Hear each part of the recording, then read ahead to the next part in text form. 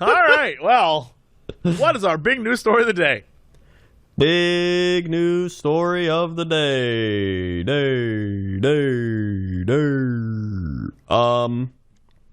So we have, let's see. So this news story is from July, but I'm surprised we didn't cover it because it's a story. Okay. Florida man tried to enter Space Force base, warn of U.S. aliens versus Chinese dragons fight.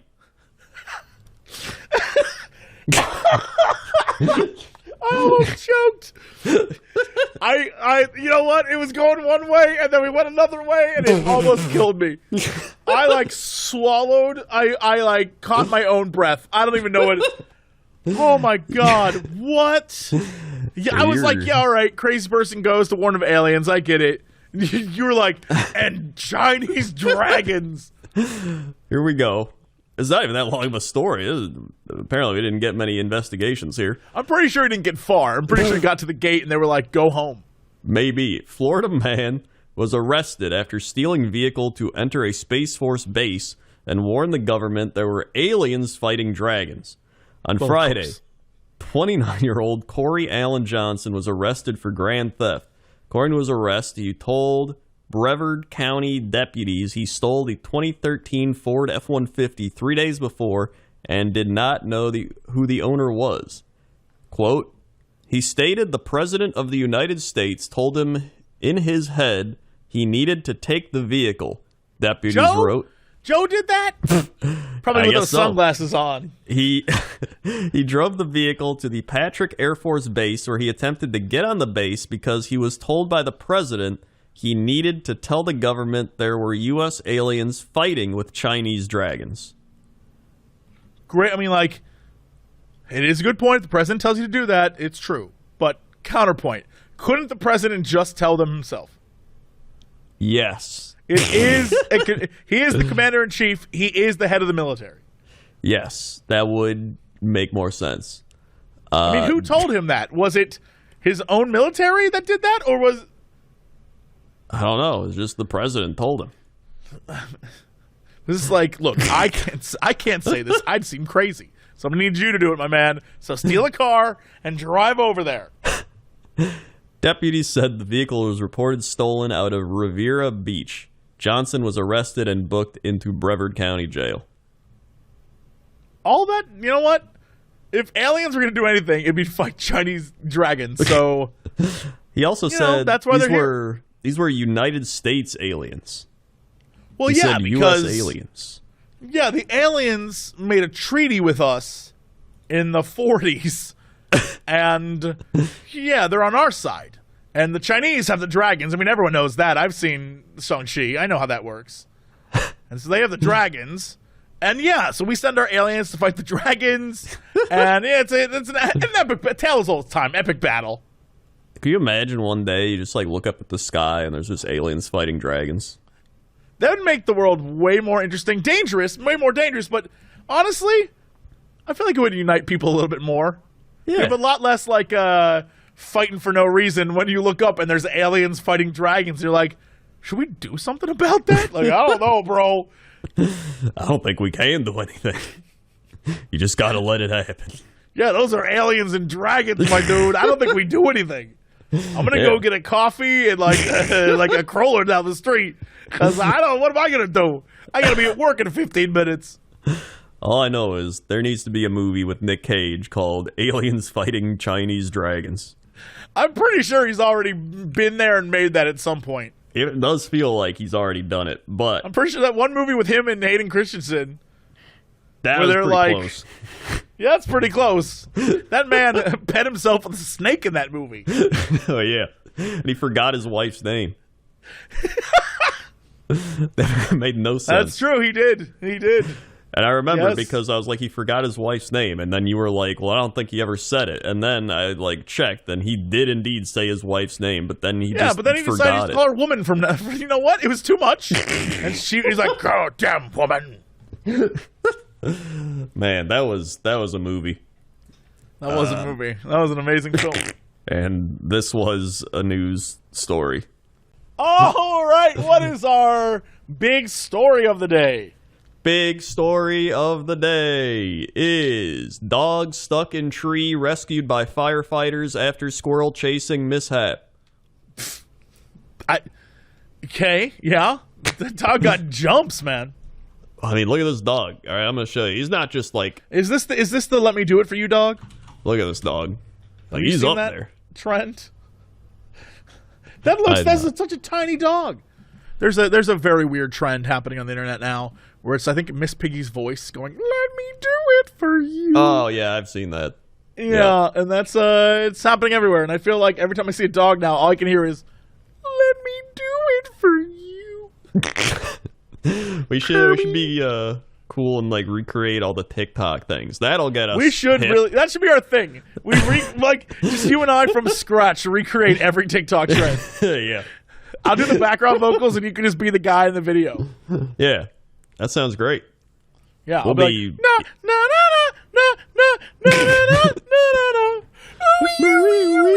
yeah, I'll do that, and then you can do like the weird video thing. It'll be great. That's amazing. Yeah, no, we're gonna be TikTok famous in no time. Yeah, that's us. Talk about barking up the wrong tree. An Idaho fire department successfully rescued a pet from a tree this week with one unusual detail. The stuck dog was the animal was a stuck dog. The stuck dog was an animal. The dog was an animal. We didn't know he was an animal at first, but it turns out he was. Hey, well, what's stuck, dog? Well, definitely not a cat in a tree, the Caldwell Fire Department wrote, accompanying photos of the canine sitting in the branches and a firefighter carrying him down. The dog's name is Izzy. His owner, Christina Danner, said in the comments, he got up there while chasing a squirrel, though Danner noted he was never even close to catching it. Perhaps he will not be so persistent next time in chasing squirrels. But how did he get so far up the tree?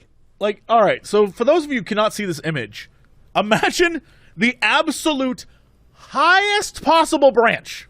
Yeah, like the Hobbit, where they're way up the top of the tree with the orcs trying to get at him. Yeah, and they're throwing rocks down the orcs. Yeah. Exact same vibe, except it's a little dog all the way up, and there's no place higher this dog can go. Yeah. I don't know, he climbed it. I don't even I can climb I'm up impressed. There. That's crazy. Yeah, I've seen dogs jump. I've seen dogs do all sorts of things. I've never seen them actively climb to the crazy thing is he got up there, and much like if I would have done the same thing, I'm up here. This is where I live now. I can't get down. I'm not going to try to get down.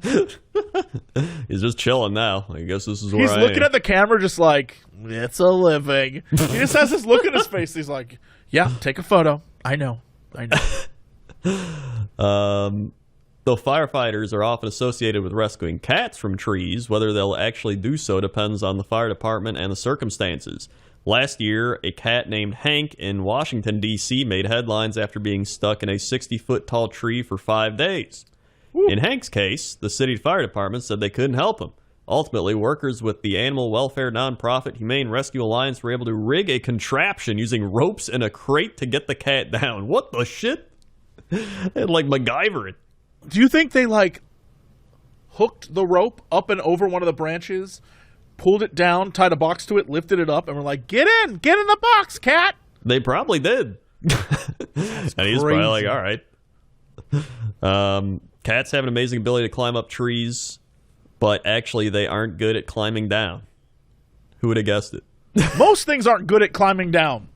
Yeah. That's if you look at climbing down, and just in sport in general, if like a guy climbs a mountain, the way he climbs down is he falls gracefully. Like he'll hold onto the rope and like bounce off as gravity takes him down. There is no like, I'm gonna slowly make my way down. No, gravity does that work. That's the same as like people try to get into like caves. They're like, I can get into this cave, and then they get stuck, and then they're just stuck in the cave, and it's like, well, you're dead. Dude, there's a video of a guy who's like, I thought this was going to be a bigger hole than it was, so I'm stuck in here. And it's like, bro, what? What made you think to do that? No, I would never go in a cave. Never. You couldn't pay me. I was very fortunate enough to do a thing for CD Projekt, which was in a mine. It was an event in a mine. It was like thousands of feet below the earth. but in a huge mine shaft that was open and felt like you were kind of in a building rather than a mine.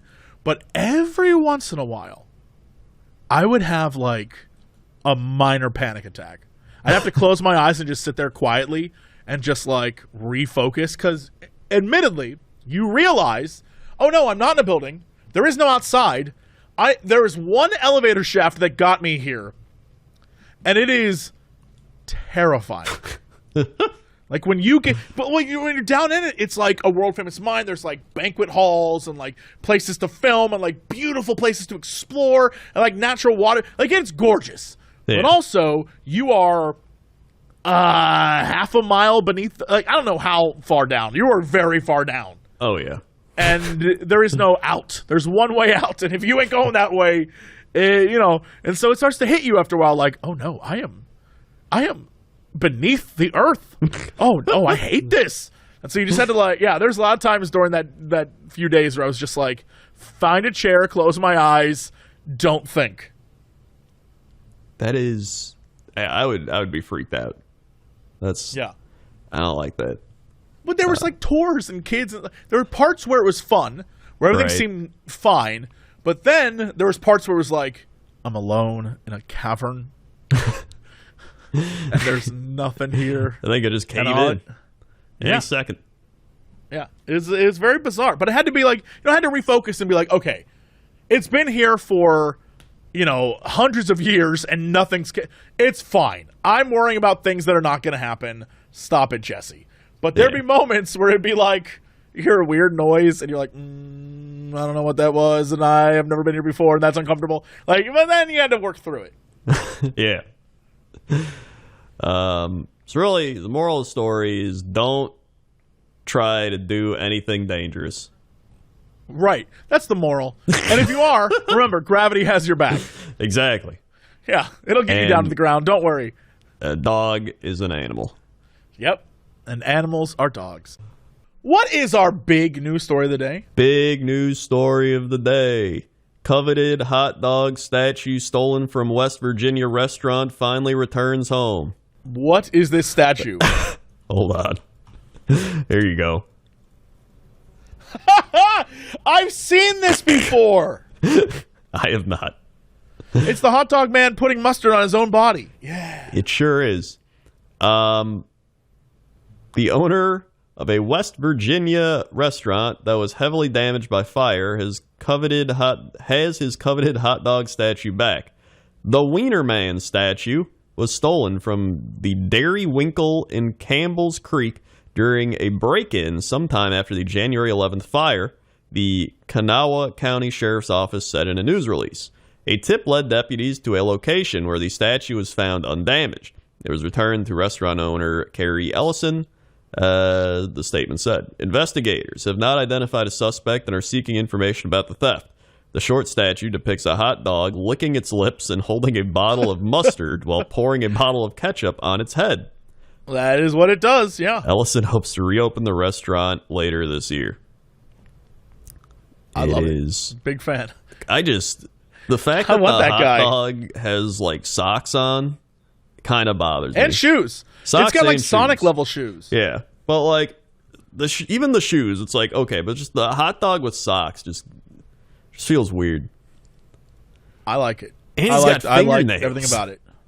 That's even weirder. The hot dog has fingernails. Where do they come from? Do we need to know the answer to that? A lot of questions. Why does he need fingernails? Why he could just have fingers? It's again. I don't know the answer to that. Yeah, I don't know if I want to know at this point. Yeah, but I guess the statue's back in the place it belongs. That's the news story of the day. All right. What is our big news story of the day? Big news story of the day.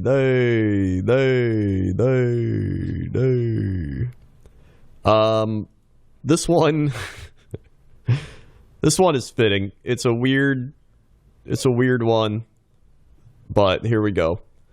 A&W announces polarizing bear mascot will now wear pants.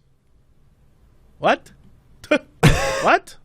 A fast food chain's joking tweet about its mascot's clothing choice apparently caught Fox Business with its pants down. On Tuesday, A&W Restaurants announced on Twitter that Rudy the Great Root Beer would start wearing trousers. The post appeared to be a jesting reference to a recent decision by chocolate brand M&M's, which put in its spokes candies on indefinite pause after conservative types like Tucker Carlson griped that the green M&M was now wearing tennis shoes instead of go-go boots. You know what I hate even more is that M&M one kind of got me as well. I was like, no way they did this. And then I was on Reddit, and there are ads now where the M&Ms, the individual M&Ms are like, now that I no longer work at M&M, what should I do with my free time? It's the exact same dumb, stupid scam they did with them killing Mr. Peanut. Oh, yeah, that's right.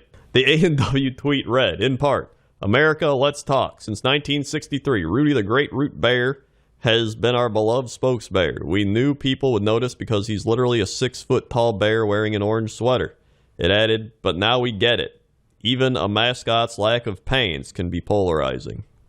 Considering that many corporate characters like Poppin' Fresh, Chester Cheetah, and Geico Gecko have long opted to go pantsless, A&W's social media staffers probably thought most people would recognize the tweet as a gag. But the joke was on them because Fox Business assumed the announcement was serious and reported it as yet another sign of woke cancel culture. well, of course they did. Eventually, A&W felt obligated to clarify that the tweet was a prank after they published a story about it. As a result, they changed their headline to reflect the jokey nature of the soda company's announcement. Meanwhile, Twitter users mocked the overreaction to the pantsless bear post. So, another classic having a goof taken as serious news reporting.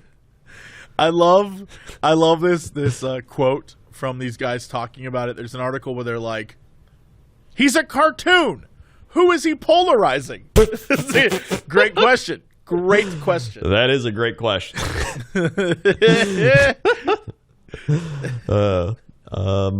Well, that's your big news story of the day.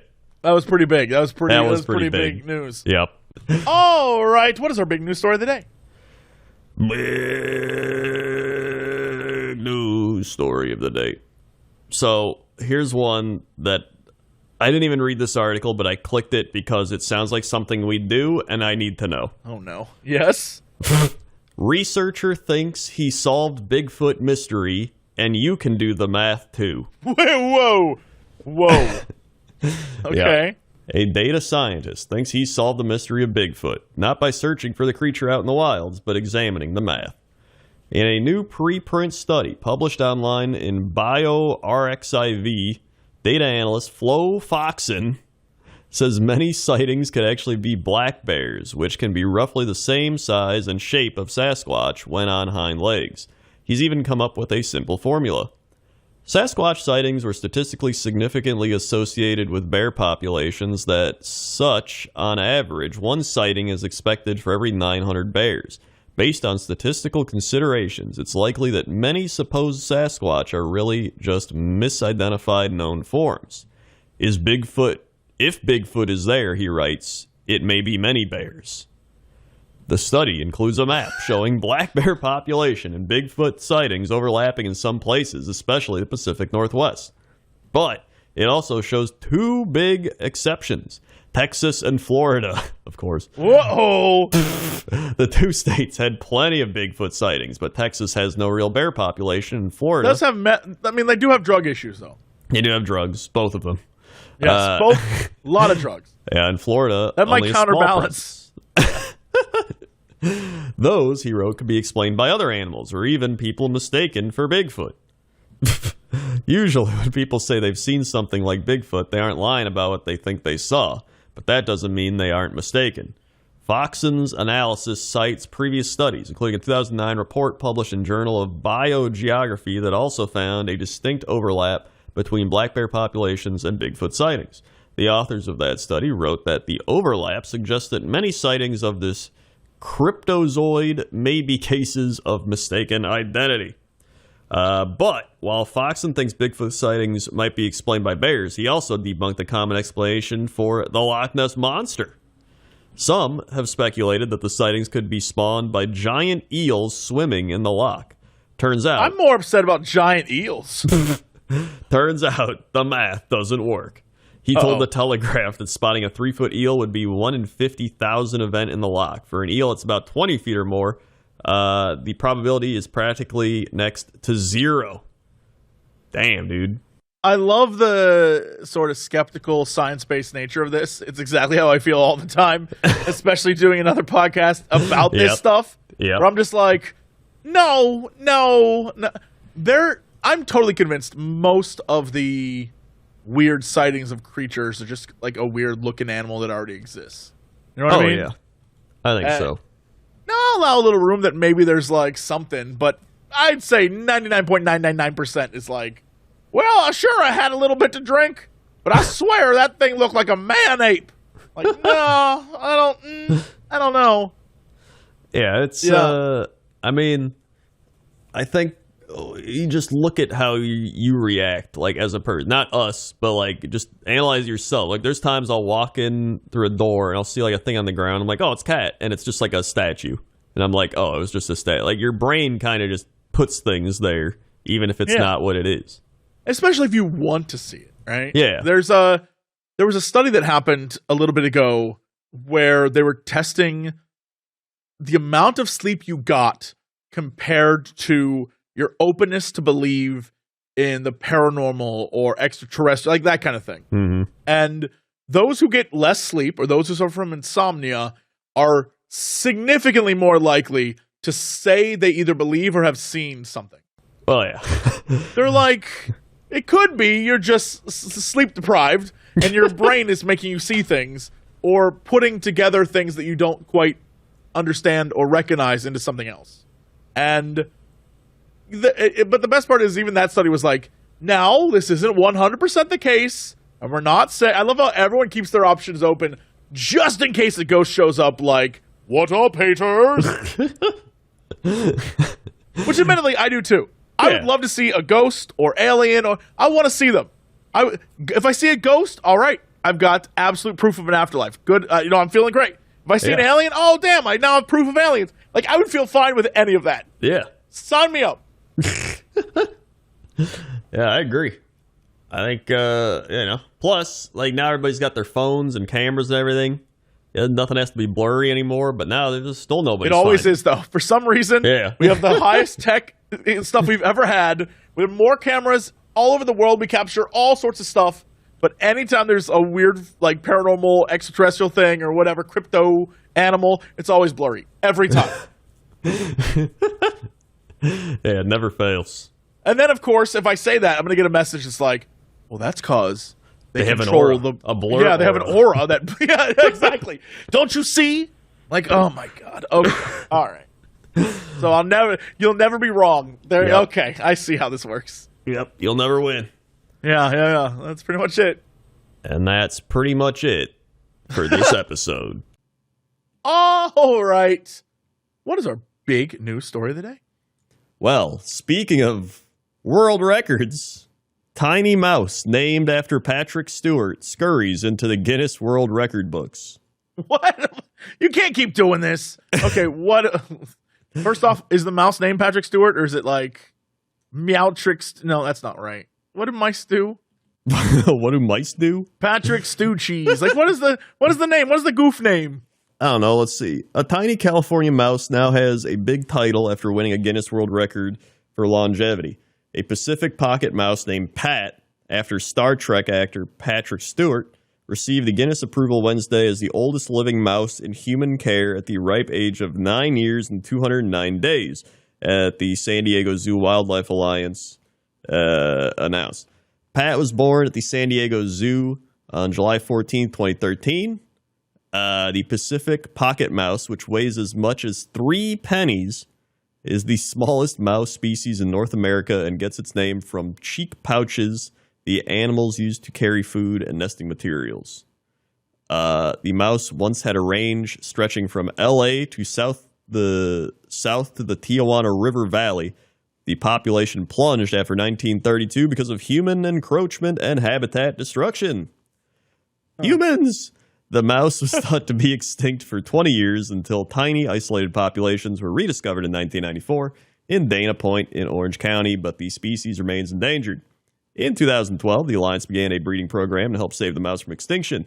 Last year, the Alliance recorded 117 pups born in record 31 litters. Many of the mice will be reintroduced to the wild this spring.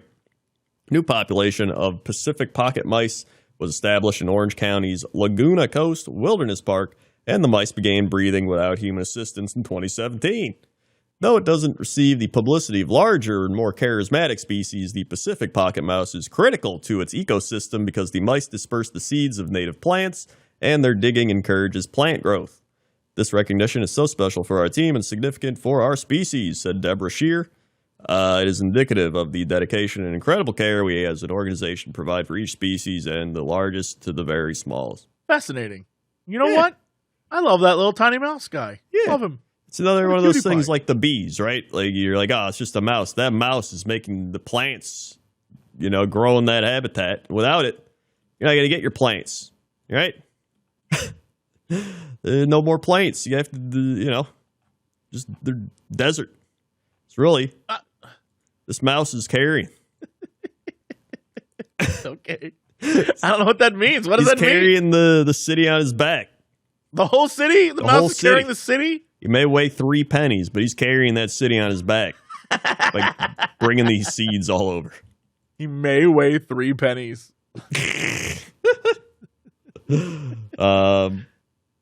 That's your big news story. All right. What is our big news story of the day? Big news story of the day. Las Vegas thieves steal catalytic converter from the Wienermobile. No, not the Wienermobile. I know, not the Wienermobile. It's a very German episode. We got the Wienermobile, we got yodeling, and we got the German Today's weather. episode goes out to Germany.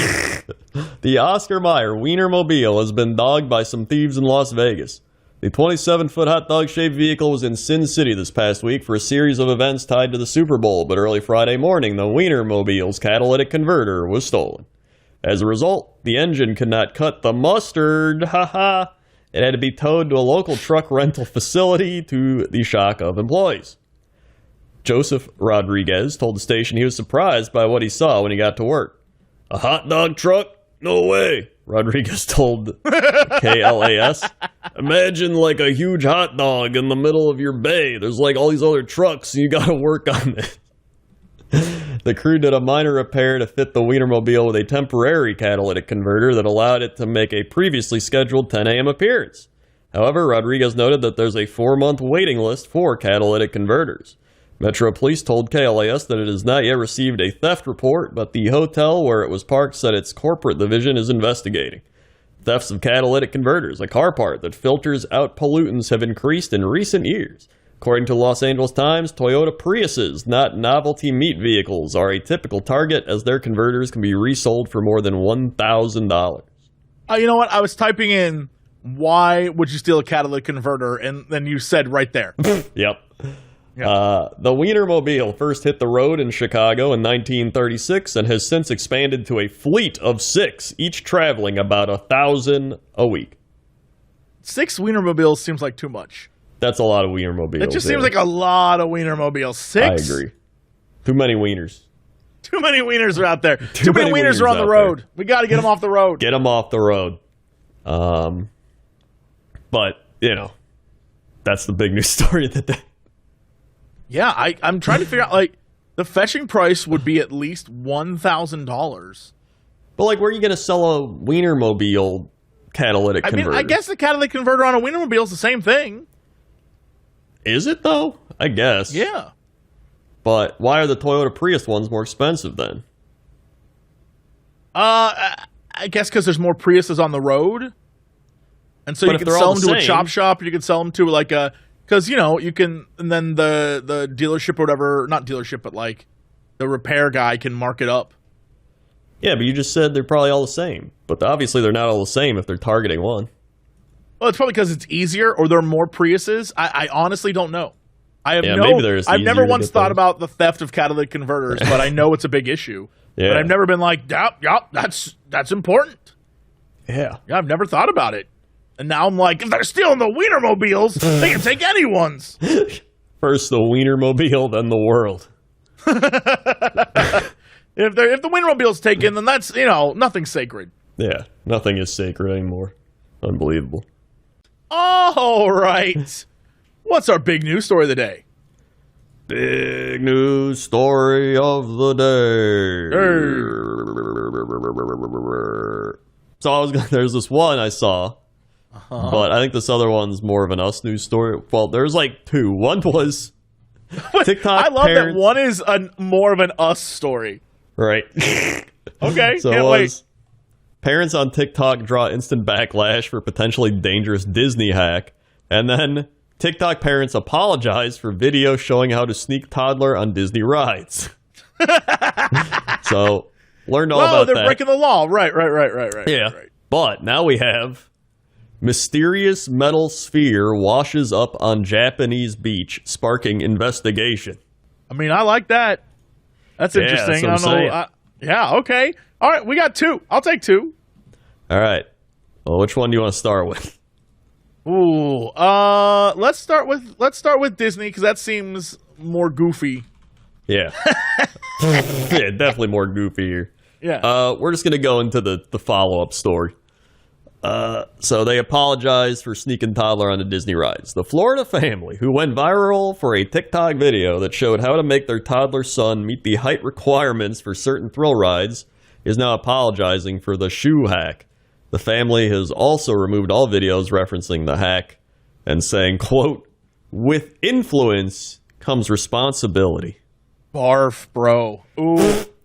It all started when Influence.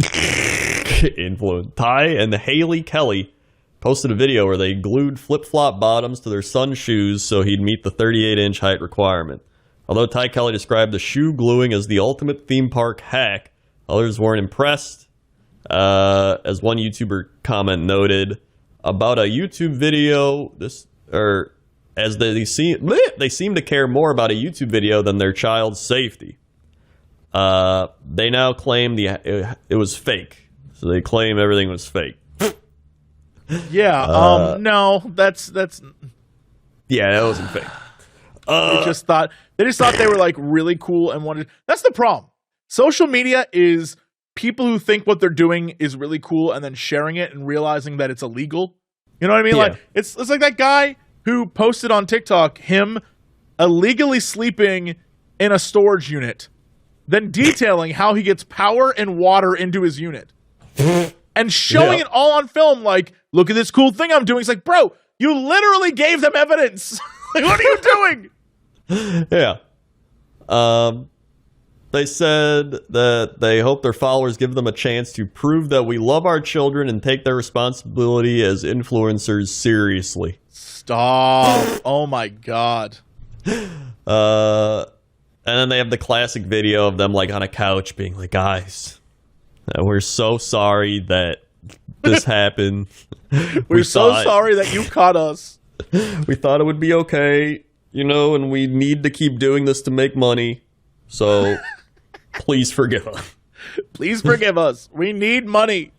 Yeah. So that's that. That's so dumb. I am just disappointed on the behalf of everyone who had to watch that video. Just sit there and pretend like these guys are awesome. Nah. That is. Bleh. We have so much power as influencers. We need to get out of here. That is some. That's some sort of mental something. That is like. Oh yeah. It's like they're doing a little like humble brag in there. Like, we shouldn't have done this. We know that we have so much power and so much responsibility for being so awesome and giant on the internet. You just. Yeah, it's very obvious where their priorities are. People who are giving them shit are correct. Because it was less about the kid and the danger that kid would have been in being too small for the ride. Like, there's a reason they have rules.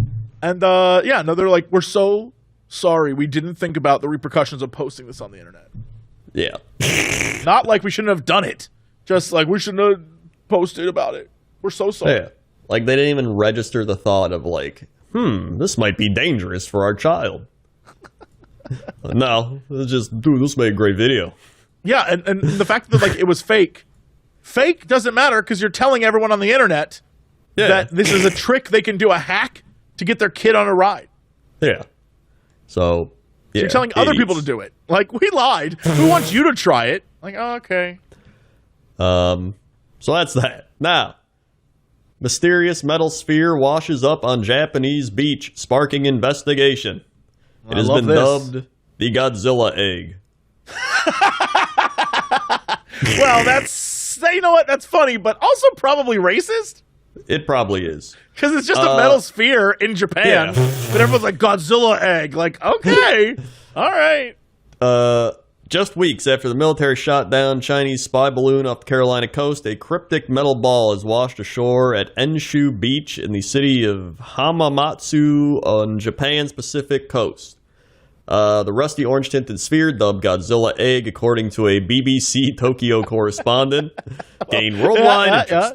Yep. The elusive thingy is about 5 feet in diameter and has 2 raised handles, indicating that it can be hooked onto something else.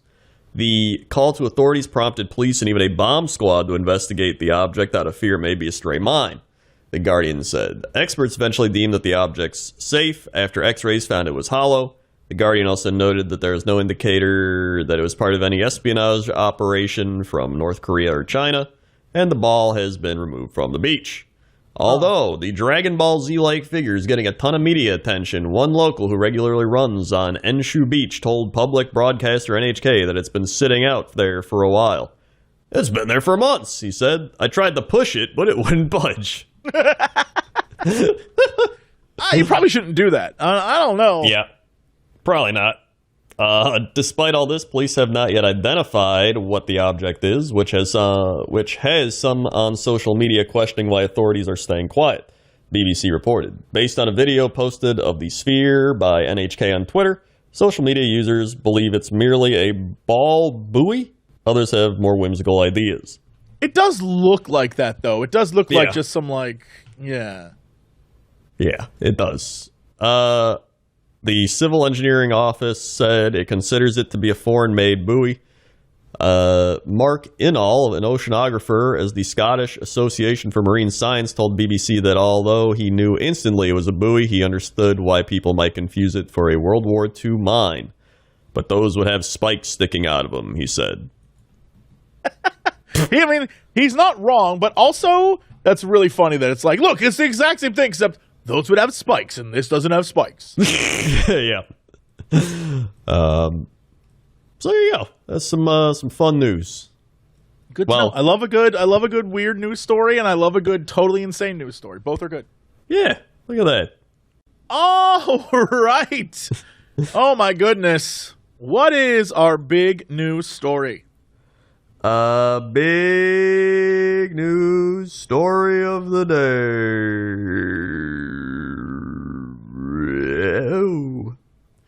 We lost him. He teleported away. Gone. Teleport. Here we go.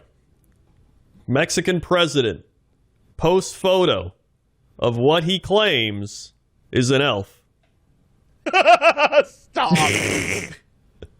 Oh, no. Here we go. Andres Manuel Lopez Obrador posted a photo on his social media account showing what he said appeared to be an alux, a mischievous woodland spirit in Mayan folklore. Mexico's president posted a photo on his social media accounts showing what appeared to be a woodland spirit similar to an elf. He did not seem to be joking when he posted the photo. Lopez Obrador wrote the photo, quote, was taken 3 days ago by an engineer. It appears to be an alux, adding everything is mystical. The nighttime photo shows a tree with a branch forming what looks like a halo of hair and what may be stars forming the figure's eyes. Lopez Obrador has long expressed reverence for indigenous cultures and beliefs. Engineers and workers are in the Yucatan Peninsula constructing a tourist train that is the president's pet project. According to traditional Mayan belief, aluxes are small mischievous creatures that inhabit a forest and fields and are prone to playing tricks on people, like hiding things. Some people leave small offerings to appease them. The ancient Mayan civilization reached its height from 300 AD to 900 AD on the Yucatan Peninsula and in adjacent parts of Central America, but the Mayas' descendants continue to live on the peninsula. Many continue speaking the Mayan language and wearing traditional clothing, while also conserving traditional foods, crops, religious, and medicine practices, despite the conquest of the region by the Spanish between 1527 and 1546. The best part about this is the tweet still exists, right? It is him. It is his account. It is 100% a tweet from him. And what's even crazier is that I discovered just now that you know how there's like yellow check marks on Twitter and then the old blue check marks? If you're a governmental official, apparently you have a gray check mark. Yeah, I see that. Yeah, Andres Manuel has a gray check. I didn't know that. Anyway, the tweet is still there. Yep. And when you click on the tweet, you can see this thing that definitely looks like some type of monster that would stalk you in a video game, for sure. Oh, yeah, 100%. And I am very fascinated about the train they're building. I think that's pretty amazing. Having been to Yucatan and gone to Chichen Itza and stuff, like, I would love to go back and check stuff out again one day. And a train would be great. But with all that said, for all the crap that Twitter has on it, every once in a while, Twitter actually comes through, and all the comments are like, cool, great post, dude. However, the image that you're posting of this elf is at least 2 years old, and apparently, according to this one tweet, was around, this guy says, the photo that you said was taken 3 days ago has been doing the rounds in Nuevo Leon since February 2021 and in Thailand since December of that year. And everyone's just like, yeah, this is actually an old photo, bro. Yeah, but it's an old photo of what? See, now that's a question. Yeah. What is it a photo of? Good question. No clue. But it is not Mexican in origin at all. Oh, yeah, no. That is definitely something he just found on the internet and was like, well, this is insane. Yeah. It kind of looks like a demon monkey with like an Assassin's Creed hood. Yeah, or it has a light aura behind its head, which makes it like look like a face. It is one of those pictures that is probably 99% our brain trying to interpret what it actually is. Yeah. And it's probably just an owl. You know what I mean? Yeah. Yeah, it's probably actually nothing. You can see sort of like a pixelated, what could be a leg behind the tree, like it's crouched and it's like standing on the tree or something. Yeah. But also, that could be an artifact, that could be a branch, that could be... it could be a million other things besides part of a leg. Yeah. Plus, like, he says it's the, like, a lux, which they look, according to what I've Googled, look like tiny troll elves. And this doesn't really look like a troll elf. Yeah, I'm looking at the picture he posted. It looks nothing like what it's supposed to look like. However, I think we should all be talking about the fact that in the picture he posted several hundred years ago, the Mayans knew of gonk droids. That's just a gonk droid, bro. Look at, he's got the little feet. He's got the trash can body. They knew Star Wars before Star Wars. Well, yeah, I didn't even realize that. That guy's way cooler than the elf. Look at that gonk droid. And what is the Gronk droid thing like grabbing the elf? Or is that someone else's hand? Oh, there is like a hand behind him grabbing his hair. Yeah. Like he caught him and he's like, you go in the trash. You go in the robot trash. Yeah. The Mayan robot trash. Yeah. Okay. See, we made up our own better mythology. Plus, that'll teach them to have thousands of years of history. I mean, the Mayan robots are actually a thing, right? And yes, so I mean, we learned that. We learned that. And so people thought 2012 was the end of the world, but I think when the Mayan trash robots come back, that's the end of the world. Right. No doubt. That's the real 2012. Yeah. They start putting everybody into the trash. Yeah, they're like, time to take out the garbage. Yeah, and then they clean up the streets. Yeah. And we're all thrown away. And they're like, the return of the Mayans. Yeah. And honestly, it's probably not a bad arc. Yeah, you know what? We had a good run, everyone. Yeah. We had a good run. We had a good run. All right, what is our big news story of the day? Big news story of the day. At Key West's annual conch shell blowing contest, the winners really blow. Yeah, no, I mean, it makes sense. It's not false, but... A Canadian woman and a pediatric cardiologist from Georgia won the men and women's contest at Key West's annual conch shell blowing contest using different techniques to impress the judges. Brian Cardis of Macon, Georgia, played the Jimmy Buffett song Fins on a pink-lined conch shell with holes so it can be played like a flute, while Carol Whiteley of Ontario, Canada, blew a long, loud blast with her shell to best other competitors. Cardis said he began blowing the marine mollusk shell 10 years ago during a family visit to Key West, adapting techniques he learned playing the trumpet as a child. Quote, "You sort of have to just buzz your lips when you're blowing into it. You have to make a noise with your lips in order to generate the sound." Whiteley says she plays the shell at her riverside home to celebrate sunsets. Can you imagine? You're just out like watching the sunset. Like, it's be a nice, relaxing sunset. You just hear. I was going to say something, but I think you said it for me. But the idea, because she blows it at sunsets, but I don't necessarily need to know what the people who participate in this event look like, because I already have a pretty good mental image of every aging hippie that ever was. It's like,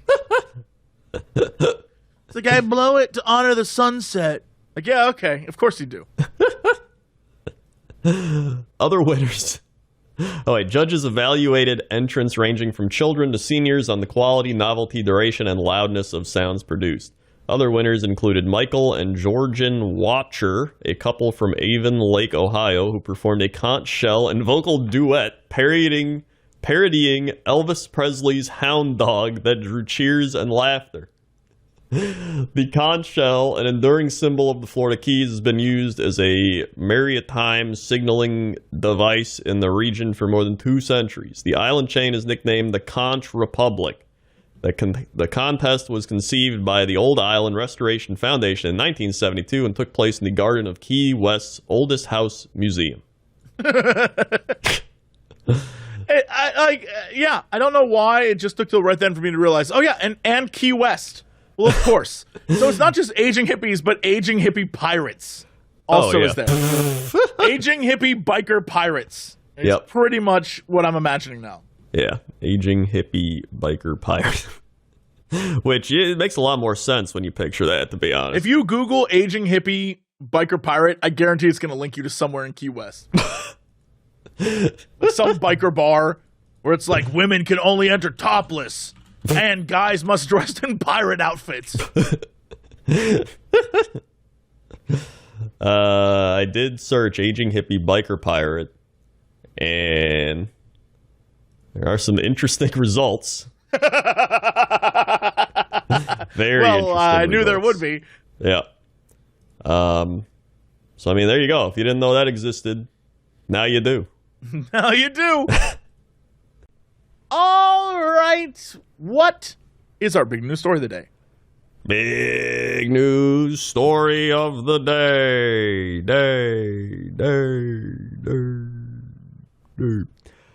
Okay. So this one is kind of dumb and funny. So it's like it's perfect. Good job selling it so far. Maine motorists fight for the right to have naughty vanity license plates. Oh, is this like Ass Man? I think so. Wasn't that a Seinfeld thing? It is. I'm curious what people... Now, Maine, I'm just going to say this, and it's a fact. Maine has an older population. Not a lot of young kids flock into Maine So I'm really curious what naughty license plates are considered there, right? Is it like Pushmaster? You know what I mean? Like, is it like Pushmaster? Pushmaster sounds like the name of a monster in Diablo. Let's not pretend. I'm Pushmaster. I don't know about that. you know it's true.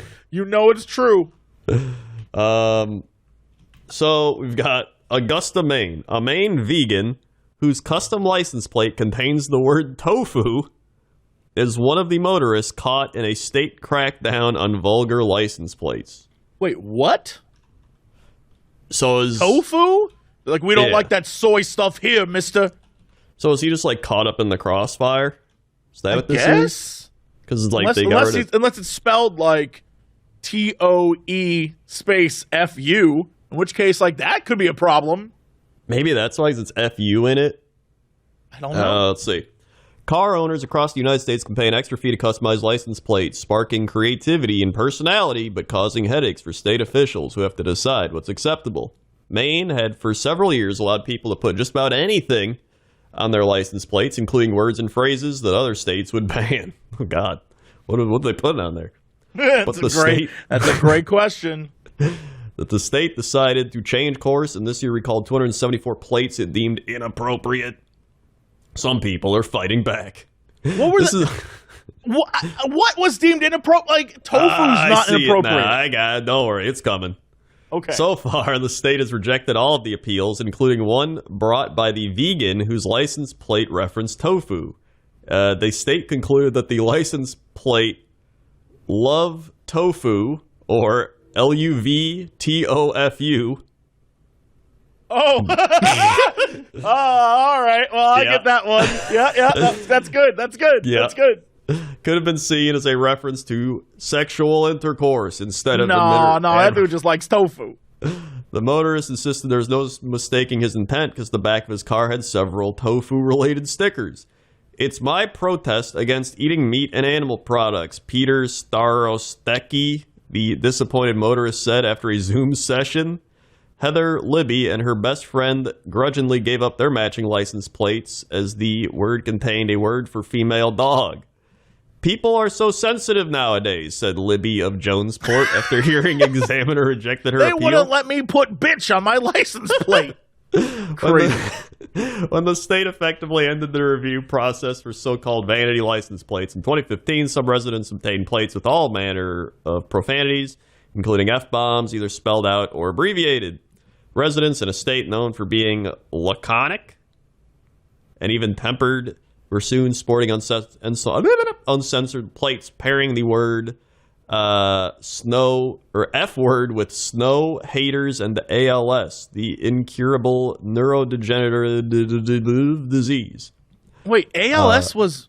Oh, so they're saying like FALS, kind of like the F cancer, F haters, F snow, like that. Right. Okay. Yeah. Right. After license plate freedom spiraled out of control, the Maine legislature directed the Bureau of Motor Vehicles to reestablish a system for vetting the state's roughly 120,000 vanity license plates. The new rules ban derogatory references to age, race, ethnicity, sexual orientation, gender identity, national origin, religion, or disability. Also banned is language that incite violence or considered obscene. Heather Libby and her best friend grudgingly gave up their matching license plates that had the female dog word. I just, it doesn't, like, there clearly needs to be a line. This is one of those things where it sounds like they're taking a mallet when this is a scalpel kind of thing, right? It doesn't make any sense to, yes, if someone's being derogatory and hateful, yes, absolutely.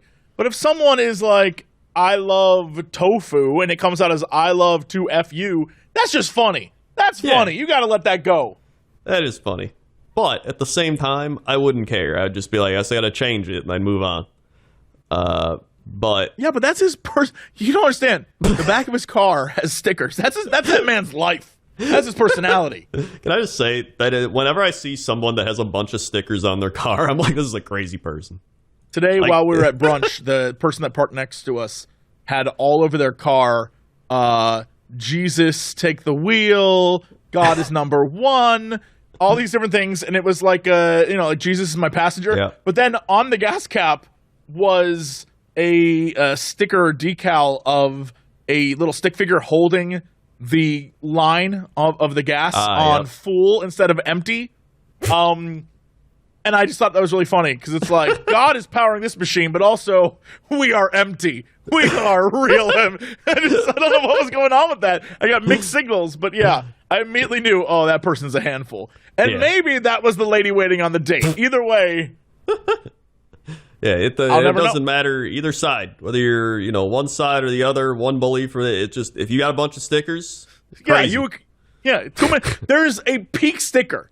Like there is a moment where you've crossed. You can put one sticker, two sticker, fine. But there's a moment, and we all know it when we see it, where you have crossed the line to crazy town.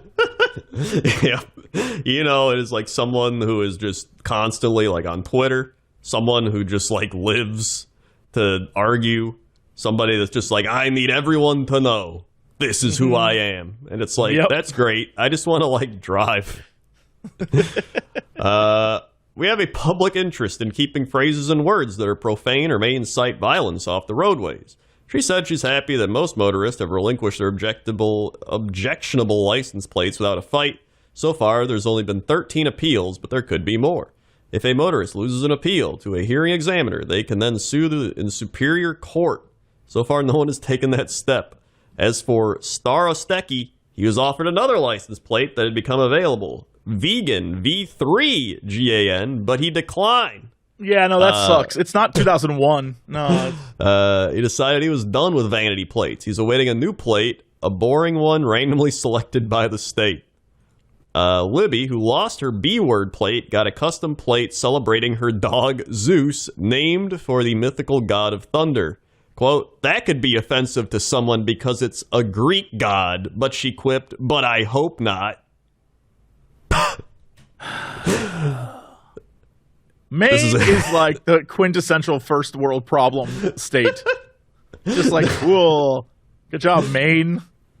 This is just like, you can already tell this is the person who's already got stickers on there like, love my dog. My dog is my grandson, like shit like that. Like, cool. You have a dog and you like it. I don't care. Like, just have a boring car, have your boring license plate. If anything, have a license plate that says "Heart My Dog" or something, right? I did have to change my license plate though. My initial license plate when I first moved to LA, even though it wasn't, I didn't make it, right? Mm-hmm. But I felt really uncomfortable because, except for one number, it literally said it was H8 something like GAE, and it almost looked like it said "hate gays." And I was like, no, I can't do this. I was like, I don't want people to even assume. I was like, nope, can't do it. Yeah. There's sometimes they'll like put up a YouTube video and the custom URL's got some stuff in it. I'm like, oh, this URL isn't good. I was like, I don't want people to even make assumptions. Yep. I was like, re-upload this one. Nope. Called up the state. Was like, I need a new license plate. So there you go. If you're in Maine, you might have to change your license plate, I guess. Well, if you're not in Maine, thanks for listening. I don't know. Yeah. All right. What is our big news story of the day? Big news story of the day is escape artist Missouri bear heads to Texas zoo with moat. What? Here's the bear. All right. Go on. Here he is. I must ask, just the world in general, why do I look like every bear? When you look into a bear's eyes, I just see myself. I'm like, oh my God, this guy's going through it just like me. I look he really at him. He's in the water and he's like, oh God, another day of this bullshit. Let's see what he did. An escape artist bear from Missouri is headed to a Texas zoo with a moat in hopes that it will put an end to his wandering. It'll stop him because he keeps getting out. I love this guy. The St. Louis Zoo cited the specific and unique personality of the Andean bear named Ben in announcing the move Tuesday. His soon-to-be home at the Gladys Porter Zoo near South Padre Island in Brownsville, Texas, has a long history of working with Andean bears, but it's still adding some extra security. We're confident it's going to be good for Ben, said Walter Dupree, the Texas Zoo's curator of mammals. Ben gained notoriety in February by busting out of his habitat twice. The first time, the 4-year-old 280-pound bear tore apart clips that attached stainless steel mesh to the frame of a door, but he was recaptured before the zoo opened for the day. Zoo workers then added zip tie-like attachments made of stainless steel that had 450 pounds of tensile strength. Damn. But Ben managed to escape through those about 2 weeks later. My bear! This is the Houdini bear. The zoo, I mean, we had Hank the Tank was fitting through doors. You know what I mean? Like that's pet true. doors. The zoo was open. The zoo was open this time, but he was captured less than an hour later on a public path. He's just like, nice, I'm free. He went for a walk. He was taking a stroll. Ben now lives in a non-public area of the St. Louis Zoo where he can move indoors and out and even splash in a pool while he awaits his move. He's so fun. He's so playful. We'd love to be able to keep him here, said Regina Mazzotti, the zoo's vice president of animal care. And that's it. I was about to say, and we'd love to, but no, I guess they're just doing it. But he keeps breaking out. They don't know how to deal with it. I mean, how do you deal with a bear like him? Look at him. Look in his eyes, dude. That's Look in his they gotta eyes. Build a moat. That bear's like, you can't contain me. At least now, I mean, they're going to a place with other Andean bears. Maybe he just wants friends. I swear to God, he's got a human face. I'm looking at this bear. The more I look at his face, the more I'm like, this guy's thinking about escaping. He's like, you can't control me. He does look like he can't be controlled. Yeah, I love this guy. Very much. Big fan. And that's your big news story of the day. All right, what's our big story of the day? Big news story of the day is actually the pretty crazy one that happened a few days ago. Here we go. Just the title alone. Naked, bloody, and slippery. Florida man covered in grease arrested after breaking into homes. Why? Let's find out. Deputies in Florida said a bloodied man covered in grease was arrested after breaking into 2 DeBerry homes overnight. Deputies said they responded to reports of a burglary in progress at a home on High Banks Road in DeBerry around 2 a.m. Friday, where a man had smashed out the windows of one house, then left to break into another home. The man, later identified as 34-year-old Blake Tockman, was spotted naked in the backyard of the second home by a deputy. Tockman took off running before he jumped into a pool, then climbed out and leapt onto a trampoline. Tockman reportedly laid flat on the trampoline, but resisted the deputy's attempt to secure him in handcuffs. Deputies said Tockman kicked or struck at least 3 deputies, with one sustaining a laceration to his arm. Deputies said Tockman was covered in wheel-bearing grease, peppermint oil, and blood. Jeez, what? He also appeared to be under the influence of, quote, unknown substances. I mean, that part is the only thing that makes sense. Yeah. Tockman was charged with 2 counts of occupied burglary, 3 counts of battery on a law enforcement officer, 2 counts of criminal mischief, and a resisting arrest with violence. He was transported for further medical evaluation and treatment before being taken to Volusia County Jail. Wild. Okay. We don't have there's not nearly enough answers. Yeah. That is, like, why has he got peppermint oil? Like, okay, grease, maybe he's like, I want to slip through the windows, but like, why has he got peppermint oil on there? I feel like if you're slipping through the windows and you get cut, that's only going to make it hurt more. Yeah. Again, drugs, the obvious explanation, but also I need to know what's going on. We need to have a show where people interview criminals afterwards and say, what were you thinking? Yeah. Like, we need to know, because otherwise they're just like, this guy's crazy, lock him up, like, arrest Blake. We need to know why. There's got to be some sort of thing we can do where it's like, we'll cut a year off your sentence. Yeah. If you tell us why. Like, what were you, like, what was the process here? Yeah. We need to know. So this is like half these stories. I feel like that's what ends up being the thing. Is like we have no context. We need to know the reason behind the actions, even if they're just like I'm high on drugs. Like, all right, well there it is. Right, but even when you're high on drugs, it's got to be like what? Even if the answer is I was high on drugs and it was what was around me because I ran out of oil, so I figured peppermint oil would do just as good to finish the job. At least that's an explanation.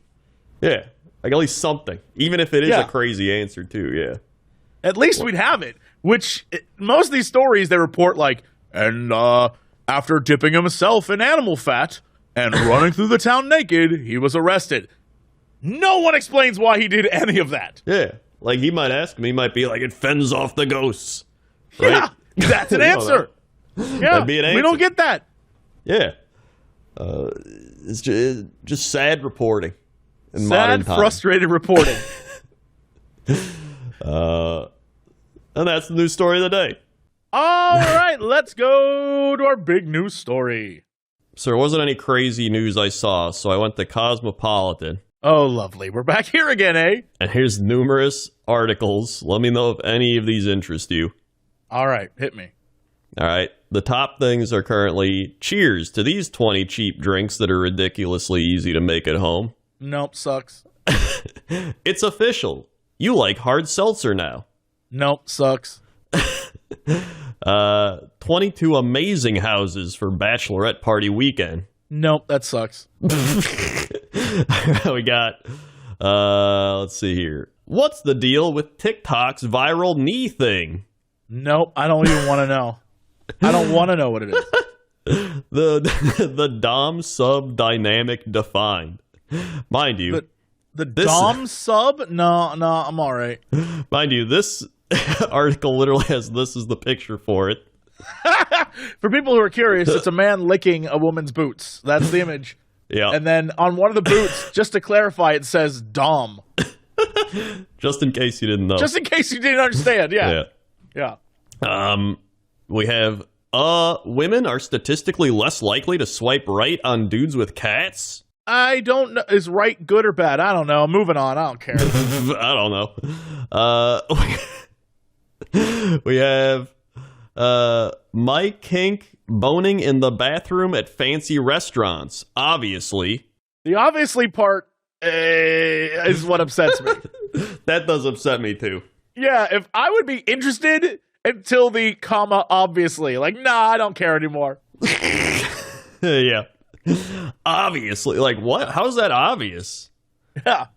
Okay. Cool.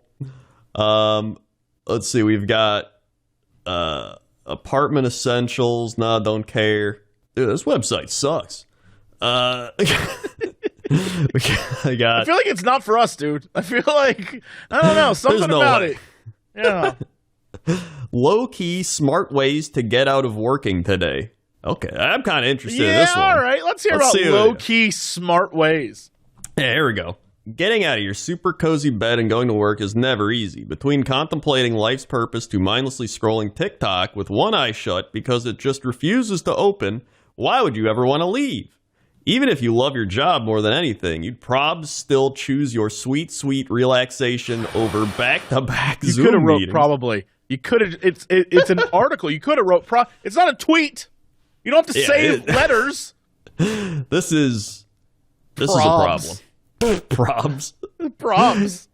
If you're down to tell a small white lie believable enough to get you a little weekday chill day, I've got you covered. So wait, so they're just gonna give us lies. So what you're saying is the best ways to get out of work is to lie about. People have been doing that forever. This isn't a hot new scoop. What are you telling me? The best way to get out of work, lie about it. Like, no shit. This is, oh my God. So there's like a bunch. I just scrolled down. This is the one I saw at the bottom. Okay. When I scrolled down, I stubbed my toe really badly. What? These are the worst. If I ever got a call from an employee that said I stubbed my toe really badly, I'd be like, all right, well then, don't sit on it for like 20 minutes, then come in. Lift your leg up, put some ice on it, and then come in. A stubbed toe? Get out. You'll buy yourself 20 minutes max with me. I'm not playing that game. They got, my cat is having kittens. And somebody said, I skipped work because my boyfriend surprised me with tickets to see Beyonce and Jay-Z. I ended up telling my boss my cat was having kittens and I needed to be there for emotional support. Would the boss not be like, yo, can I like see the kittens? Yeah, I mean, I guess one of those things is like, if they say that, then you can say, you don't believe me? You know, and then like they take it to the next level and they freak out, and then the boss is the bad guy. I think like that's what they're trying to go for, I guess. Yeah, but then at that point, you're like, this person's crazy. yeah. God, what are these? My bathtub fell through the ceiling. I decided to take a girls' trip to Vegas for my bachelorette party and told my boss that my bathtub fell through my ceiling and I would be out for 3 days because of the repairs, and he totally bought it. Got him. These are like so. I thought this was gonna be like creative things like, say you're hanging out with the president. You know what I mean? Like just some like random cool shit. This is just like, say you stubbed your toe and you have kittens. That's a double whammy. Like, oh yeah, cool. Somebody said I texted my boss that I had to have an emergency root canal the day before and I wasn't allowed to talk for 2 days. It worked. Okay, so you did that. Maybe this article should be things that you've done when you realize you don't like your job and you should move on. that should be the title of this. There should be like top 10 signs your job is not for you. You faked stubbing your toe. You told your boss you had a root canal. You had kittens. Like all those things are just a sign that you hate your job. Yeah, like just like literally, this is plus okay. A root canal, I'd be like, yeah. I mean, I literally had a root canal. I was fine. Like, it's not like you had like jaw surgery. Like what? Yeah, it's not like you're coming into work to like kiss people. It's fine. You're all right, unless you work at the kissing factory, in which case that's true. Where is that? How do I get a job there? I'd leave YouTube in a heartbeat. Where'd Jesse go? Oh, here he works at the kissing factory now. Oh, that's good for him. Like what? Okay, what's another thing? They also have how to brag about your life without being a jerk. So, what? How do you do that? We're in a time that is uniquely hard, scary, and dire. A lot of my clients or friends come to me worried that talking about their wins amid so much death and economic hardship is tacky as hell. This is the same thing that when you see people who constantly talk about how like hard financial times are and things like that, and then they buy something insane, right? Like this is you see it all the time in the YouTube space where like YouTubers will be like, yeah, it's so hard out there, and then they'll buy something like, guys, look at this new thing I just bought. It's like 2 videos ago you were talking about how you had no money. Well, where'd that come from? Yeah. They're like, yeah, guys, it's rough out there. And then they're like at Coachella or like at a concert, like front row seats. Right? What? Yes. Okay. And you're just like, come on now. Yeah. A lot of stuff, to put it literally as nice as possible, sucks right now. Like, they keep saying that, but like, sure, it can suck, but like, we're not living in like the medieval times. Like, you're not living in the Teutonic Knights Castle right now, man. Like, stuff always sucked. In fact, back then, you're just like, you'd probably worry you get assassinated by the rival kingdom or something. You know? Yeah. Now stuff sucks in a different way, but stuff always sucks. Yeah. Back then, you get like something wrong with you, like you do surgery, they're like, nah, you're dead. I've never understood bragging about like buying things. It's always seemed weird to me. Mm-hmm. Like, I spent a ridiculous sum of money on this thing. Look at me. Like, cool, I guess. Like, congrats. Yeah. Like, it always seemed weird to me. Is this okay? They said, I've learned that flexing can make people feel uncomfortable. Thing is, once they understand that sharing their work matters and leads to being rewarded for their efforts, it gets a lot less awkward. Let me break this down a bit. We all know someone at work or in life who gets more praise, money, or opportunity while doing less. And that might be because they're just better at communicating their wins. Bragging. All those dudes who make those videos, they're like, these are my 12 cars. Oh, yeah. People buy into that shit so easily, and you're like, oh, that's true. All right. I guess, yeah. I guess stupid breeds stupid. Who knew? people buy into a lot of stuff that I'm like, this is super fake, like all the time. Yeah. Like, especially on YouTube or TikTok or any of those places, like right away, I'm like, oh, this is fake. And there's people being like, I can't believe that they did it. Like, I'm like, are these people as gullible? Are they like 15? Are they both? like, I don't know. It's just maybe because we're like doing this all the time, it just is obvious, but I don't know. Honestly, I have no clue. You would think it's obvious just in general, but I don't know, man. Then it says, first, know that your voice is worthy. Okay, I mean, sure, you can, being like, hey, this is my opinion on something, and tell it to people. Like, okay, as long as you're not being like, yeah, I'm kind of cool. And then it says, accept that bragging is just part of being good at what you do. This is like an article written by a bragger to make themselves feel better about bragging. This is because like, there's no, if you are successful and you constantly brag about how successful you are, that rubs everyone the wrong way. And it should, because you're bragging and you learned as a child, nobody likes bragging. Yeah. Like there's a reason. It's not that hard to figure out. No one likes when you rub success in their face, right? It's just a courtesy thing. Like, you can be proud of your wins. Awesome. Good on you. But to rub it in someone else's face when you don't know their situation, and if they're going through a rough time, you made that worse for them. Yeah. And I know people are going to be like, well, it's not about them. I'm focusing on me. You can also do that without bragging. Yeah. Well, but like they say here, bragging not only shows the good work you're doing, but it also inspires others to work better. That is not true. Because bragging is saying something in a boastful manner, according to the dictionary, right? So, like, if you're saying something in a boastful manner, like, oh, man, that was the easiest thing I've ever done. Most people would be like, this person's a dick. Right? That's not going to be like, wow, I want to be like them. Like, it would be like that. But there is this kind of weird thing where sometimes people, when they brag about their success, people tune in to see their bragging, right? But I would love to know the longevity of that kind of thing. Because after a while, people tune in. It's just like when people tune in for shock. After a while, kind of over it. Like, I'm all right. Yeah. And then they just say, make it a priority to show the good stuff you've done. Like, okay, that's normal.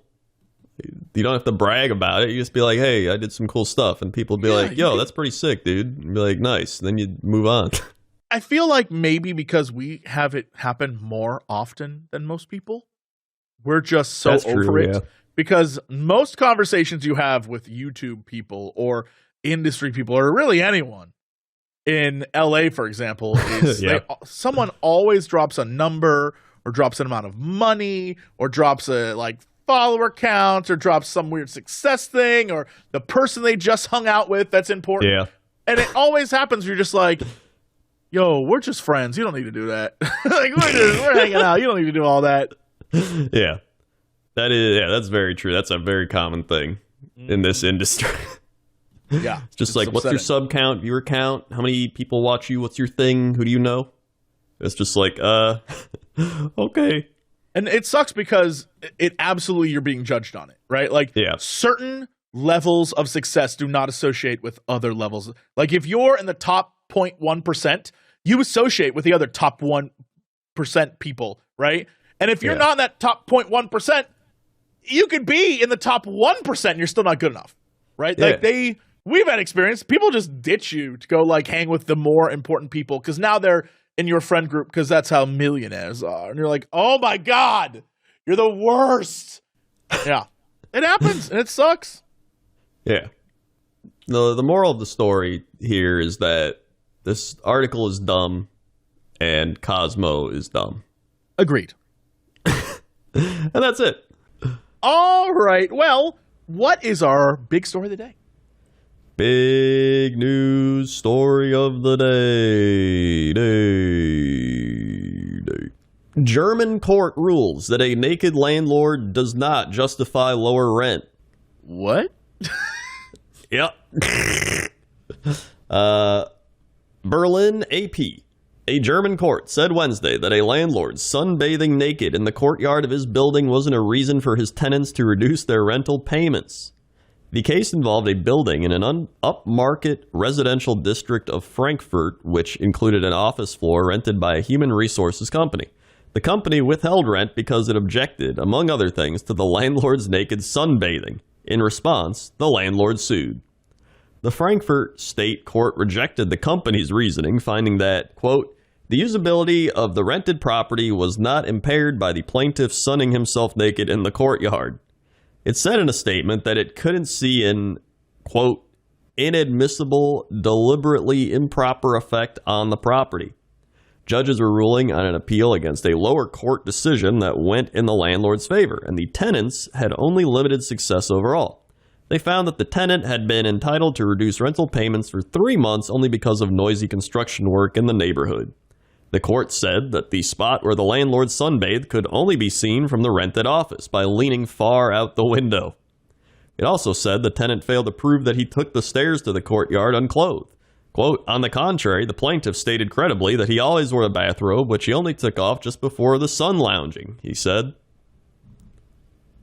I kind of love this. I kind of like the fact that this dude was like, let me flash my balls to the world. I'm not showing it to anyone in particular, just the sun. I'm laying there. I'm in an area where you're not supposed to see. So if you're seeing me, that's your problem, not mine. Yeah. I kind of like it. I kind of wish I had the guts. Yeah, they had to go out of their way to see him. So obviously they're, it's not like they're sitting there working and like, naked man again. Dude, I mean, I guess either the landlord is secretly definitely just walking around naked, which I don't know. I feel like more people would be upset about that. So, right. And I guess he proved that he wasn't, at least in court.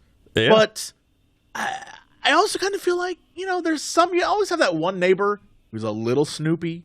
And I feel like somewhere someone caught a bit of his butt cheek and they were like, did you see? I'm going to go snoop. And they were like, oh, he's naked. How can I use this to my advantage? Like, okay. Yeah, it's always the neighborhood patrol. Yeah, there's always someone ruining things for everyone. Yep, and they always walk their dog to make it look like they're not crazy. The thing is, like, if you were in your backyard, bare-ass naked, that I think would be different. Because there is no separation and there's no, like, literally, they're saying that he did it in a place where only from the main office where he's at could it be seen. Yeah. So it's clearly went out of his way to make sure people didn't see him, and he's still trying to, I kind of agree with the courts on this one. Yeah. It's not like he was just in his, like, chain link fenced yard in, like, a busy neighborhood where everyone can see him just laying there naked or something. Yeah, at first I thought this was one of those things where, you know how in the middle of some apartment complexes there's a courtyard? Oh, yeah. Maybe a pool. I thought he was, like, down there in the courtyard where every window can see him just naked. No, he's just naked in a private area. Yeah. Where did this take place at? This is Germany. Germany? What's going on? Yeah. I thought the Germans were like sexually liberated people. Maybe they're just like fake sex lib. I mean, you know what I mean? I mean, everybody agreed that he was all right. And the only person, there's only one person complaining. That's the person. They're the minority. Yeah, that checks out. It's a very American sounding story. Although, to be real, most Americans wouldn't have the courage to be naked anywhere in public. That's true. But they would That's sue. one thing we are afraid of. Is like, oh, skin. Oh. They would sue. 100%, though. Yeah, that's true. That's very true. Well, it's like that time in England. They kept showing that show with naked people. Yeah. I forgot That's what it was one called. of those things, like, every time I'm overseas, nudity, boobies, whatever, totally fine. Yeah. Showing, like, blood, not cool. Which I feel like kind of should be the way it is. America's like, dude's head got blown off, but if you show his naked body, that's bad news. Like, okay. And you better not use a bad swear word on television. That's a big no-no. That's a huge no-no. Although, the rules are you can use certain swears, which is even more crazy. Yeah, certain swears are okay, but certain ones are not. Like, how do they determine it? They're just like, nah, that's a real bad swear. But that swear, that's okay. it's one of those, like, we're trying to protect our kids. Like, yo, the kids are already messed up. They're fine. They don't need to be protected. The kids grew up with the people trying to protect them on the television, not saying those words, and everybody says it anyway. Exactly. So, like, it's a failed experiment. You grow up, you hit a point where you're just like, God, shit ass. It just happens. Honestly, I think people just do it so they don't have to deal with people. You know what I mean? Yeah. Like one of those. It's like how I would clean my room so I wouldn't have to deal with my mom being like, clean your room. So I just do it so I wouldn't have to listen to it. I feel like it's the same thing where they're like, look, we could say shit in this episode, but if we remove it, we won't have to deal with the crazy parents who call us and say we ruined their child. Yeah. I feel like that's what it is. Yeah, I think so. So there you go. That's your news story of the day. Lovely. Hey, all right. What is our big story of the day? Nearly 500 pounds of pasta mysteriously dumped in New Jersey woods. I mean, okay, first off, it somehow makes perfect sense, but no sense at all. Like, if you were to say 500 pounds of pasta dropped off in the woods, I'd be like, what? But when you add Jersey, I'm like, okay, well, like, that part checks out. Yeah, that does check out. Some people in New Jersey found a bizarre way to pasta time. Can we stop doing this? Like, really? I don't know if they're required to do this by the head of the website or like whatever, but like, come on. We don't need it. Last month, by dumping nearly 500 pounds of cooked pasta in the woods near Old Bridge, New Jersey. The massive spaghetti dump appeared in a river basin around April 20th. Don't say the massive spaghetti dump. The massive spaghetti dump. The massive spaghetti dump. That sucks. Became news after city council candidate Nina Joknowitz posted a photo of it on Facebook. It was like the song, on top of spaghetti, all covered with cheese. They posted, Mission Impossible. Is there anyone that just dies of laughter every time they read those? Like, oh my God, they got me again. I just want to, like, shake whoever wrote this. Like, stop it! Stop it! I hate it. There are conflicting reports over whether the pasta was cooked. Joknowitz says it was, saying it looked like someone filled up a wheelbarrow of pasta and dumped it. Others, including Himanshu Shah, the business administrator of Old Bridge Township, suggested pasta was just wet from rain. Shah confirmed today. So the big discussion is like, was it pasta that was like pre-cooked, or did the rain get it wet so it just became soggy? These are important questions. Yeah, there's the big questions right here. They confirmed today that the 15 wheelbarrow loads of pasta were illegally dumped in the woods near a creek, but said the spaghetti was uncooked. It looks like it was only there for a short time, but moisture did start to soften some of the pasta. Officers took a report, and Shah said 2 public work employees cleaned up the pasta in less than an hour. Police are investigating the incident, but there's no word on whether the pasta dump was the work of one person or a group. The pasta pics brought some strong reactions, as you would imagine. Right, of course. Philadelphia resident Ali Al-Laco told the Inquirer, "This is the most New Jersey thing ever." That's what I was saying. While the photos inspired some pretty saucy pasta puns on the Reddit page. We're not reading those.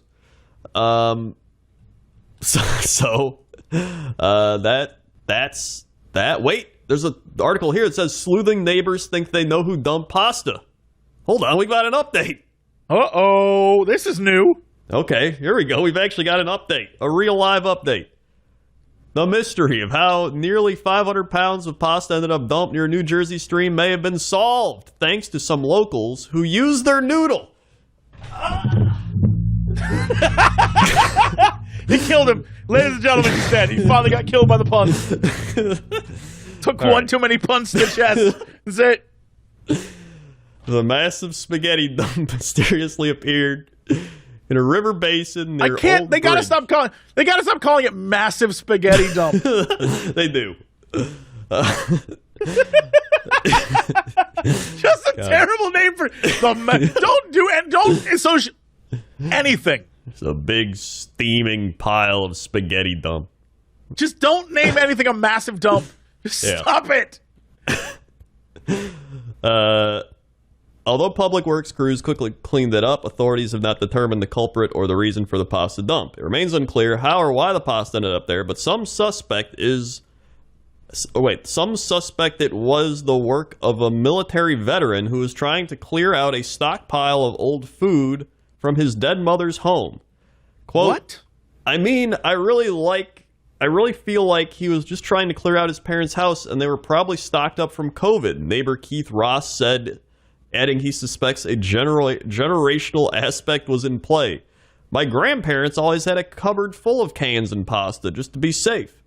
Old Bridge Mayor Owen Henry doesn't seem to be planning a big investigation, telling AP that since pasta did not cause any environmental damage or health issues, he considers it matter closed. It certainly shouldn't have ended up in the woods. Putting it in or near the stream bed was not the best idea, but I certainly hope our police are not putting more time into this, Henry said. Assuming the pasta was still usable, I wish it had ended up in our food bank, which could have used it. That's what I'm saying. Exactly. And to be clear, when Crendor says massive pasta dump, I'm looking at a photo of it right now. Yeah. It is along a river, and I'm going to say this could have fed 500 people. Yeah, this is pretty insane. Easy. This is actually insane. Okay, so they still haven't found it. They just someone's like, yeah, I think some guy was cleaning out his dead mother's house, but they don't know. If anything, they don't even go to detail. If the pasta was bought during COVID for COVID's sake, yeah. I'd wager that pasta's still good. It probably is. How long? If it's dried pasta in a package, it may not be best by date. I have no clue, but it should still be good in theory. It's dried pasta. Oh yeah, dry pasta won't ever really expire. It will just lose quality. Yeah, it's not going to be like the best pasta, but it's still, you could take that to a shelter. Yeah. That was like on Patreon. I did one of my Patreon food reviews for patreon.com/Crendor. And I ate, what's it called? S'mores instant oatmeal. I was like, I gotta try this one for the Patreon. And so I ate it, and I was like, oh, I guess it doesn't expire till January. But then I looked, and it was this January it expired. And I was like, uh-oh, am I gonna die? So I looked into it, and apparently, yeah, it doesn't really expire because there's no moisture exposed to it. So it just loses some flavor or taste or whatever. Yeah, most Best By dates on non-moistery stuff are for, like, max quality. Yeah. But it doesn't mean you can't eat it unless it's, like a milk-based thing or, something where clearly over time it will it will curdle or sour or mold. Like bread. Bread has a Best By date for a reason. Yeah. Right? But dried things, canned stuff, I mean, most of that, it's purposely made to last as long as humanly possible. Yeah. No. So, pasta. Yeah, I'm looking at this. It is so much pasta. It is a lot of pasta. So, it's like when you see Gordon Ramsay go into one of those restaurants and he opens up the fridge and he's like, "What's all this bloody pasta?" It's the exact same thing. It looks like so much. It's different types as well. I was checking because I was like, I thought it was just the same type, but no, there's like some SpaghettiOs, there's like long linguine pasta, there's like normal spaghetti, like there's a whole bunch of types of pasta. Yeah. So maybe it is. Wild. Maybe it is that. I can't. What's crazy? It was dropped right next to a stream. It's like there's a river right there, and then a pile of pasta. Yeah, that is crazy. I don't know if the person who dumped it was like, animals might like this. Yeah, I don't know. I can't figure it out. It's so bizarre. Nature will consume the pasta as it does. It's a mystery. I would want to know why someone chose that. Right? Like, what? Yeah. That's the thing. I don't care that you did it. Why did you do it? Yeah, that's what I want to know. Why? What was their thought process? Reasoning? Like, what mentality did you have where it was like, look, I could take these down to the homeless shelter and deliver it, or walk out into the woods carrying all this pasta and dump it one after another.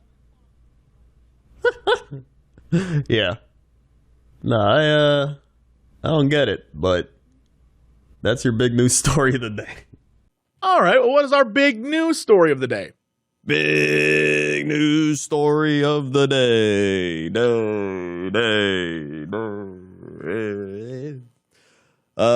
Florida man is back. And Florida man makes big splash by setting record for living underwater. Interesting. What is, like, okay. You know what? I'm going to let you just tell the story. Yep. Joseph Dittieri plans to stay at a lodge for deep-sea divers until June 9th, which would be 100 days underwater. Wow. A university professor broke a record for the longest time living underwater without depressurization this week at a Florida Keys lodge for scuba divers. Joseph Dittieri's 74th day residing in Jules Undersea Lodge, situated at the bottom of a 30-foot deep lagoon in Key Largo, wasn't much different than his previous days there since he submerged March 1st. Dittieri, who also goes by the moniker Dr. Deep Sea, ate a well, of course he does. Yeah. Ate a protein-heavy meal of eggs and salmon prepared using a microwave, exercised with resistance bands, did his daily push-ups, and took an hour-long nap. Unlike a submarine, the lodge does not use technology to adjust for the increased underwater pressure. The previous record of 73 days, 2 hours, and 34 minutes was set by two Tennessee professors, Bruce Cantrell and Jessica Fain, at the same location in 2014. But Dittieri isn't just settling for the record and resurfacing. He plans to stay at the lodge until June 9th when he reaches 100 days and completes an underwater mission dubbed Project Neptune 100. His research includes daily experiments in physiology to monitor how the human body responds to long-term exposure to extreme pressure. Quote, "The idea here is to populate the world's oceans, to take care of them by living in them and really treating them well." The outreach portion of Dittieri's mission includes conducting online classes and broadcasting interviews from his digital studio beneath the sea. During the past 74 days, he has reached over 2,500 students through the online class in marine science and more with his regular biomedical engineering courses at the University of South Florida. While he says he loves living under the ocean, there's one thing he really misses. Quote, "The thing I miss most about being on the surface is literally the sun. The sun has been a major factor in my life. I usually go to the gym at 5, then I come back out and watch the sunrise. The record is a small bump, and I really appreciate it," said Dittieri. "I'm honored to have it, but we will have more science to do." So I think that's really neat, but I'm messed up with the fact that I watched an interview where someone, it might have been one of those people you mentioned, was underwater in one of those deep sea kind of deals. Yeah. And he was like, look, it's fine, except when you have to go to the bathroom at night. So at night, you don't go, he's like, you don't go to the bathroom in the same thing that you stay in. You have to put on gear, leave the habitat, walk to a different area underwater on the sea floor, walk to a different area, go up into this thing where you can breathe, and then you like poop into the ocean. And they're like, and he was like, yeah. So one time I was there, and little fish are, when you go to the bathroom, little fish start picking at your butt. And I'm like, I don't know, I like that. And he's like, I look out the window and I see a giant eye. And I was like, I don't know, I like that. I could not do that. I couldn't. Yeah. Once I managed to get into that underwater sort of containment area, the hotel or whatever it is, yeah. I would stay in there, and you couldn't get me to leave until it was time to go home. Yeah, I would not partake in any of this. I don't want to be underwater. Yeah, they were like, yeah, little fish come up and just nibble at your butt. And I'm like, no. Yeah, no thanks. I'm good. Yeah, I'm all right. I like being able to see the sun. I'm fine. Yeah. That's more of a wholesome Florida man story instead of a crazy one. So that's nice. He could go crazy. There's still time. He still has a few days. He could go crazy. We'll see. Fingers crossed. Okay. What is our big news story of the day? Big news story. You know, some of the intro songs are winners. I don't know about that one. Yeah. Sometimes you strike out. Sometimes you home run. Yeah, it's not always going to be perfect. Yeah, you just got to take your swings. Bear barges into Connecticut bakery and scarfs up 60 cupcakes. Is it Hank? I don't think it is, but we never know. Well, we might. What if it was Hank? What if, because if we found out that Hank wasn't responsible for those other things, so maybe Hank moved on. Yeah. It's possible. I saw that Hank actually won his trial or whatever this shit happened. That's what I'm saying. Yeah. Let's see. A hungry black bear barged into the garage of a Connecticut bakery, scared several employees, and helped itself to 60 cupcakes. Workers at Taste by Spellbound in the town of Avon were loading cakes into a van for delivery on Wednesday when the bear showed up. There are between 1,000 and 1,200 black bears in Connecticut, with sightings last year in 158 of the state's 169 towns and cities. Bakery owner Miriam Stevens wrote in an Instagram post, she heard employee Maureen Williams screaming bloody murder and yelling that there was a bear in the garage.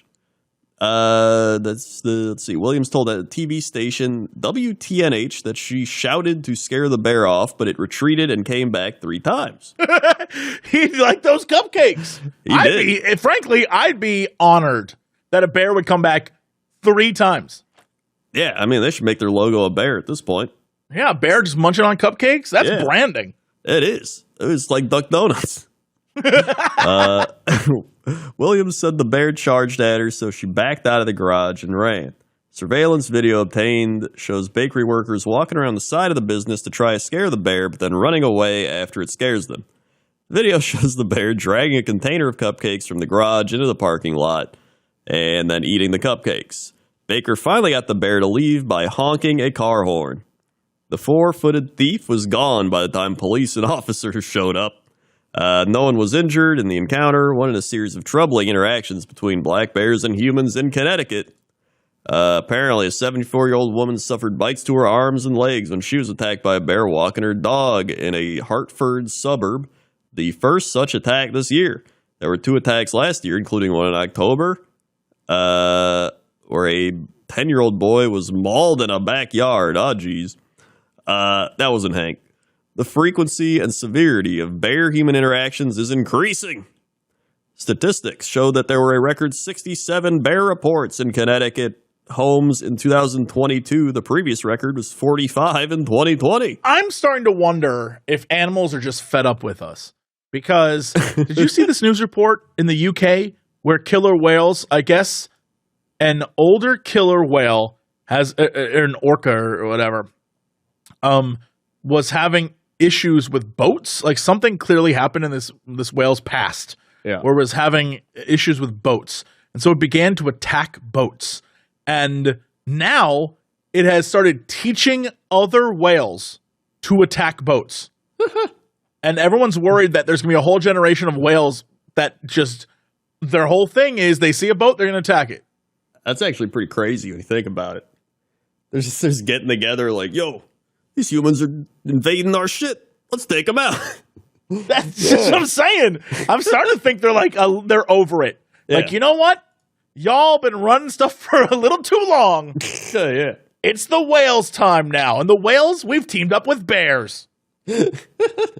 Yeah, I mean, at this rate, all the animals will be coming back soon. And people might say, Jesse, that's stupid. Whales and bears together? Please, follow me here. It's like 6 Degrees of Kevin Bacon. Orcas swim around in the Arctic. They hunt what? Penguins or seals. You know who else hunts penguins and seals in the Arctic?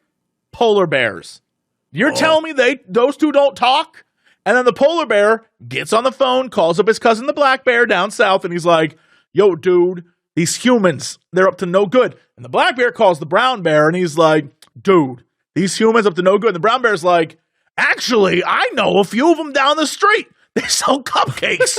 And then he walks on down there and he eats the cupcakes. And next thing you know, come on, it makes perfect sense. This isn't science. This is fact. That really is. I can see it. Yeah. In fact, we're seeing it right before our eyes. Yeah, so who's the crazy one, really? Yeah. Like, come on, open your eyes. Wake up, sheeple. This is the conspiracy theory I want to start. This is the one. Yeah. This is it. Like the orcas and the polar bears started this whole thing as revenge for melting the ice caps. It all makes sense. Yeah. Now we're going to probably start seeing penguins. Yep. The penguins are like, you took our homes. Right? Because they show up in suits, so you know they're like John Wick. Yeah, and they have guns. Right. Yeah, of course. There's just so many guns, especially here in the States. They could find one. They're probably in the water at this point.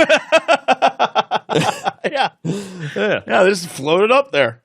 Yep. Well, that's it for us. That's it. Yeah. Okay. What is our big news story of the day? Big news story of the day.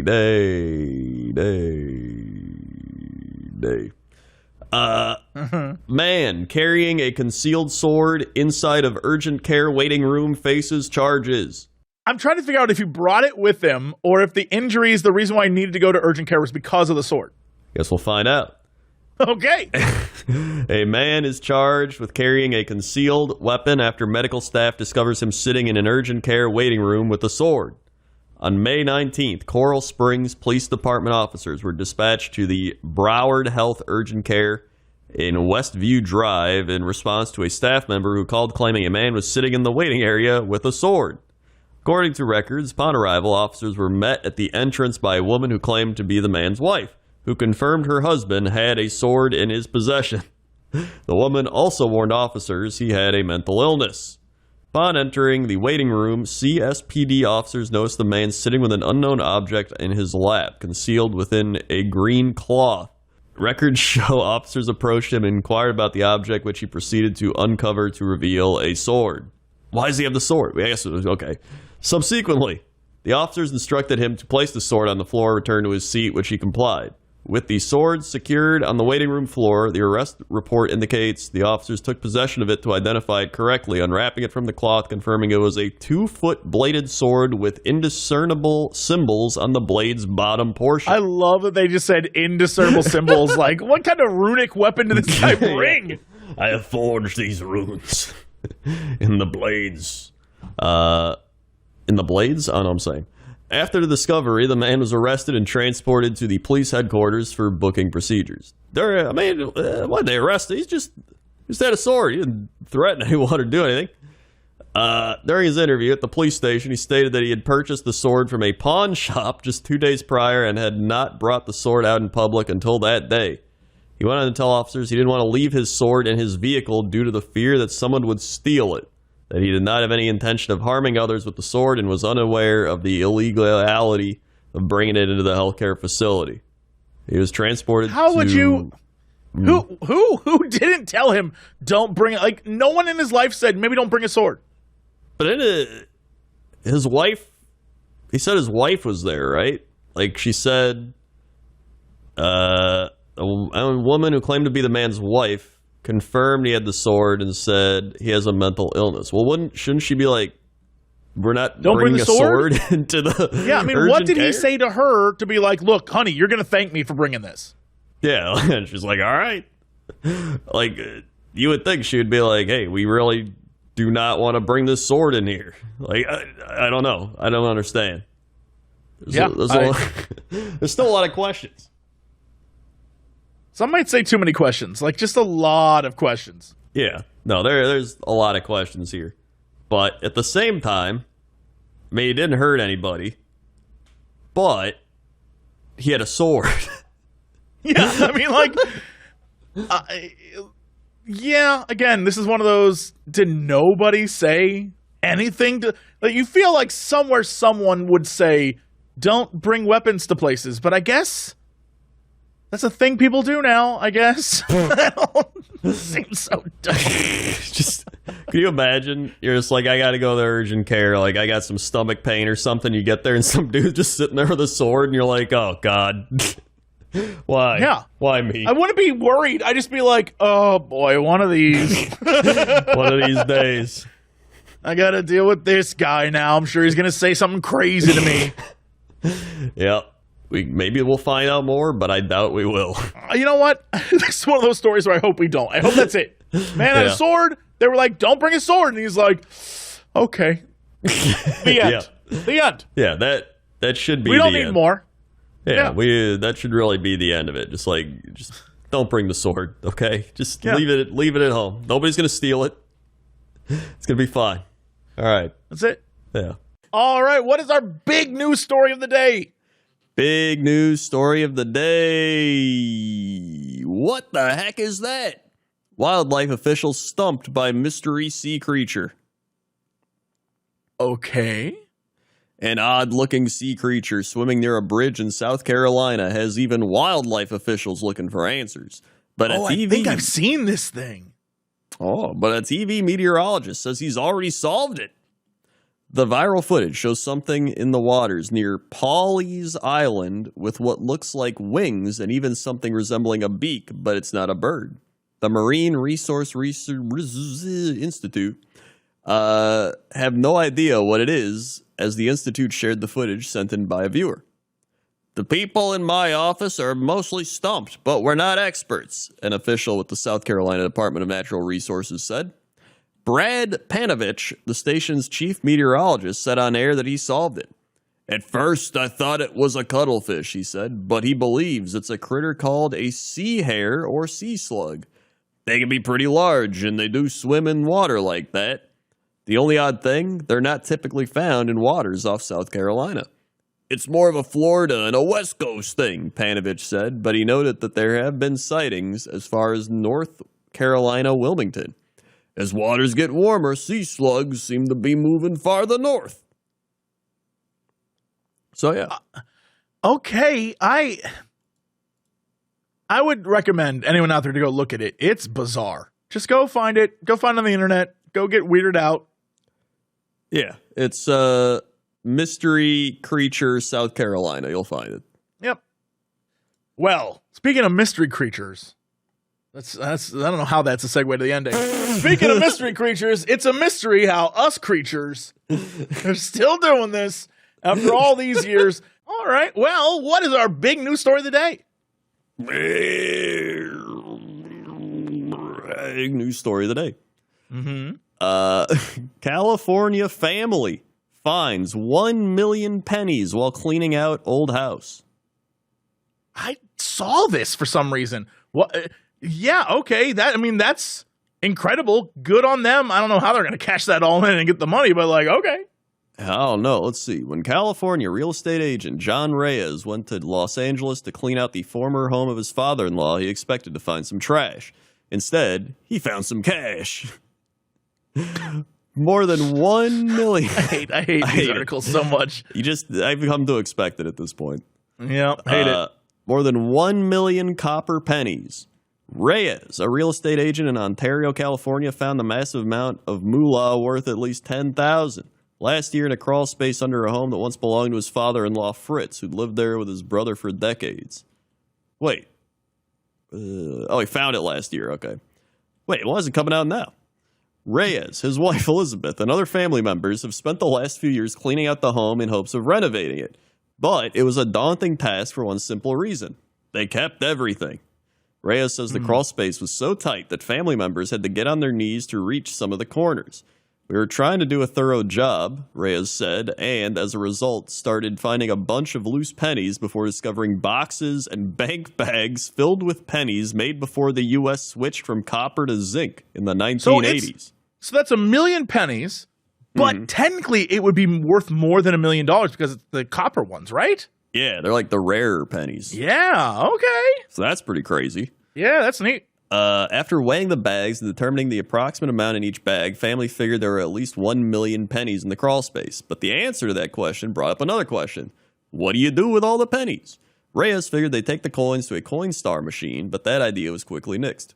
We didn't want to pay 8%. There's no way we could take these all the way home to Ontario.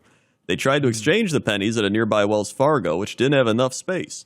Reyes and family then transported the pennies in 2 trucks to a bank closer to their home, only to have that bank refuse to take them as well.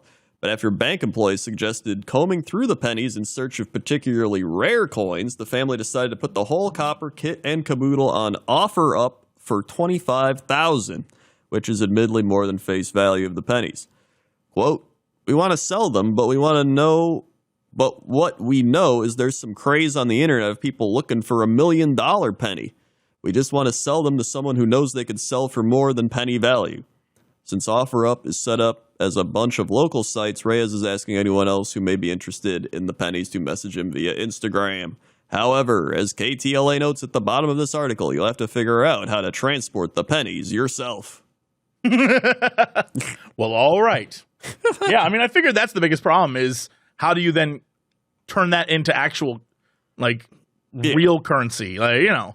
You got to, like, go through all of them. You have to know about coins, but then you have to know about coins while going through 1 million pennies, though. Yeah, 1 million pennies. Yeah. That's, I wonder if you could just go to one of those damn things called the Star things where you put the money in at the grocery store. Yeah, well, if you're just like, F it, put it in a bin, I don't even care. Well, that's what they said. They said, I think they said they were going to do that. Oh, yeah, Coinstar. But he said they didn't want to pay the 8%. Right. Well, you shouldn't. But, like, you know, I can imagine someone just being like, screw it. I don't care. That'd be me. I wouldn't care. I'd be like, whatever. But again, because they're special. They're like pennies we have now aren't even worth 1 cent. Yeah. No. So there could be some rare one in there that's worth like $20,000 by itself. Yeah. You know? Yeah. It seems like a new lifelong, like, all right, well, this is it. This is what I'm doing for the next year or two. He's just going through these pennies. That's like you got to hire people to look through the pennies.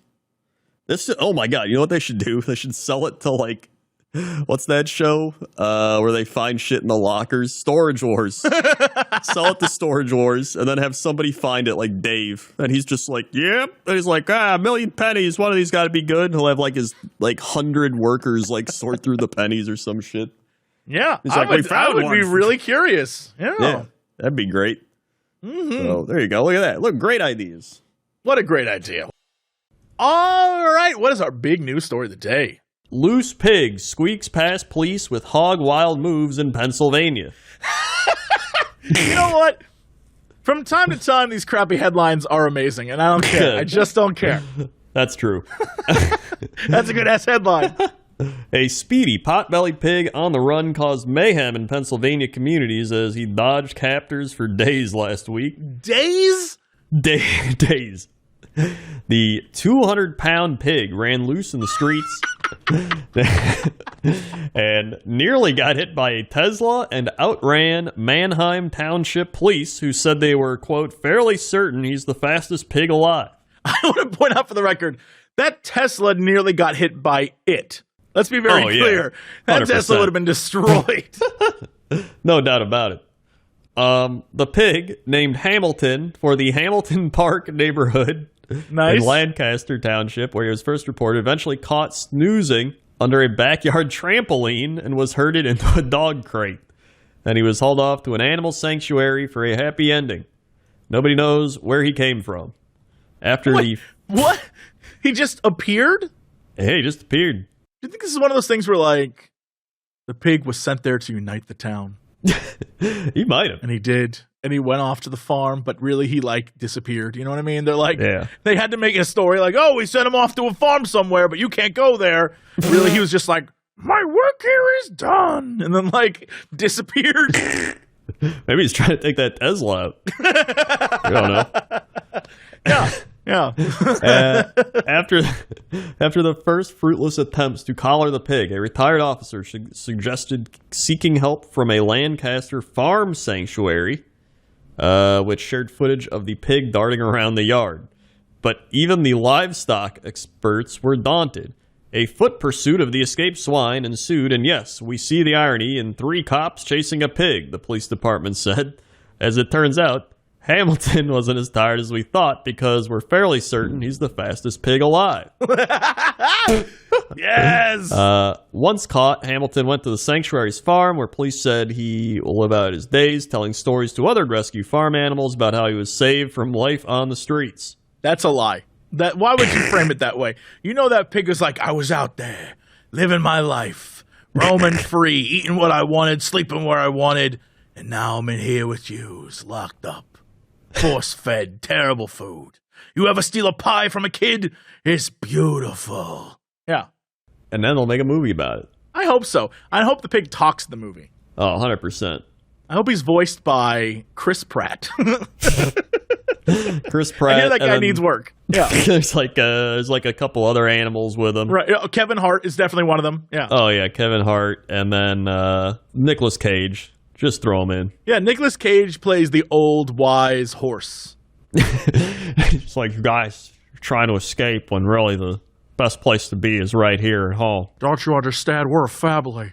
You're out there trying to find your own, but got one right here. They need Adam Sandler, like monkey or something. He's like, I'm a monkey. I'm gonna run around. Yeah. We have made a movie that would be great in 1996. 100%. That would be fantastic. That's a terrible movie. I mean, I'd watch it. Yeah, but it's got to be one human in it, and it's got to be like the it actor. Was that one girl that was in a bunch of 90s movies? A bunch of 90s movies? Yeah, 90s woman actresses. That's what you're looking up? They'll pop up. It could be here all night. No. She's got to be here. Her name starts with a C, I think. C? Yeah, who am I thinking of? C. I don't know. What's her name? Cameron Diaz. Cameron Diaz. I can't believe I was in my brain like, what actress starts with a C who was in a bunch of stupid ass comedies in the night? I was like, Cameron Diaz. Yeah. She's the owner of the lot or farm or whatever. Right. She owns the lot. Yeah. And for some reason, the guy who feeds the animals is Seth Rogen. Yeah. And he's like the entire movie. And and the cop that's chasing the pig, the three cops are Kevin James. Why is it always Kevin James? Well, he was a mall cop. Sure, all right, Kevin James. Be a normal then cop. he has to have two cops that like you wouldn't expect, like old actors. Oh, like famous Tom old Hanks.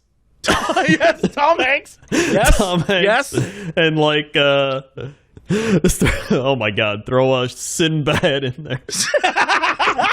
Yes, that's the winner, Sinbad. Sinbad's back and better than ever. Is Sinbad? What's the deal with Sinbad? Is Sinbad? God, I hope he's still alive. Sinbad, I hope you're still alive. He's doing good. All right, good. Sinbad. Actually, oh my God, he had a stroke. Oh, Sinbad. Oh, jeez. Oh, Sinbad. What's the last thing he did? He did TV series Atlanta in 2022. You know what? He's still around then. My man. Yeah. My man. All right, yeah. There we go. Why you make terrible choices in casting.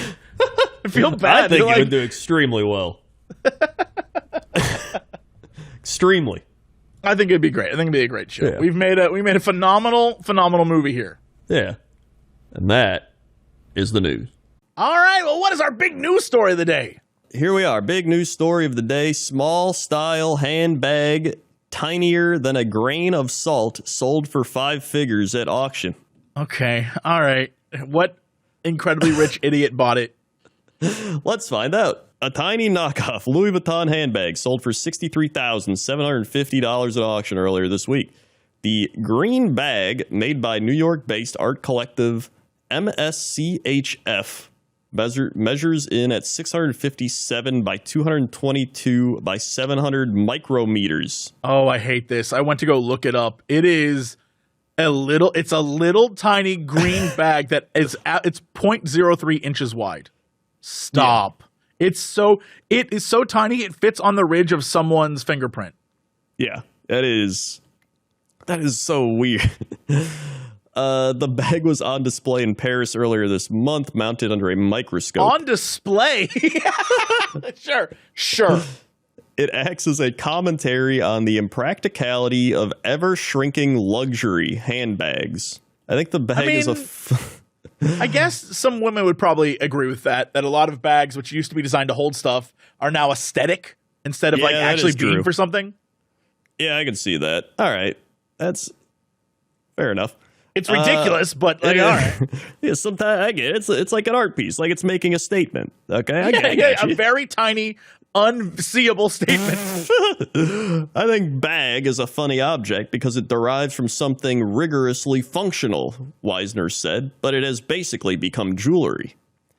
MSCHF has made waves in recent years for a number of unusual creations, such as its big red boots and its Satan shoes with Lil Nas X. I absolutely know those big red boots. Yeah. The ones that look like I don't know, some sort of. It's like a cartoon. Or like I'm trying to think of what kind of, like Astro Boy or some shit. Yeah. Yeah, it's weird. I see those. What the shit? And then, interesting. Okay, the microscopic handbag was sold at Jupiter at an auction house founded by Louis Vuitton men's designer and music producer Pharrell Williams. Well, of course. Wisner told the Times that the art collective hadn't asked for permission to use the Louis Vuitton logo or design. Then we are big in the ask forgiveness, not permission school, said Wisner, whose art collective has dealt with legal issues over some of its pieces. Pharrell loves big hats, so we made him an incredibly small bag, he said. Cool. Yep. So cool. So cool. The people have so much money they can spend it on a literal, almost non-existent thing. Just being like, yeah, I want that. Just in my house somewhere. Now it's mine. Put it under a microscope in my home. Yeah, that's just, I mean, maybe he really wants it, you know? Maybe. This is like his most exciting purchase ever. Or he's just like, that sounds cool, buy it, and then he forgets I must about have it. Yeah. I'm not going to give the person's name. And I may have said this story already on the show, which, I don't know. But a good friend was saying that one time he was invited over to a very wealthy person's house. And while he was there, this dude, all he wanted to show him was his golden GameCube. He was like a solid gold GameCube, custom commission. And the goof is he can never turn it on because gold conducts so much electricity that it would literally, if you put a game in it, you would destroy the console. Huh. So it's literally just a like golden GameCube statue, essentially. Pretty much, yeah. Just, some people are that rich, and no comment. Yep. Well, there's your news story of the day. Yeah. All right, let's jump into a big news story of the day. Big news story of the day.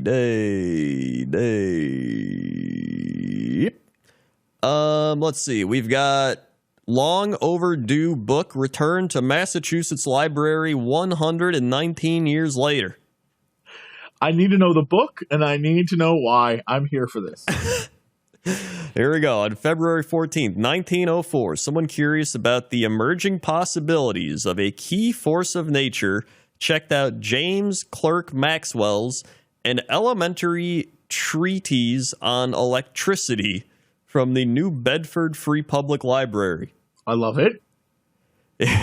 It would take 119 years and the sharp eyes of a librarian in West Virginia before the scientific text finally found its way back to the Massachusetts Library. The discovery occurred when Stuart Pline, the curator of rare books at West Virginia University Libraries, was sorting through a recent donation of books.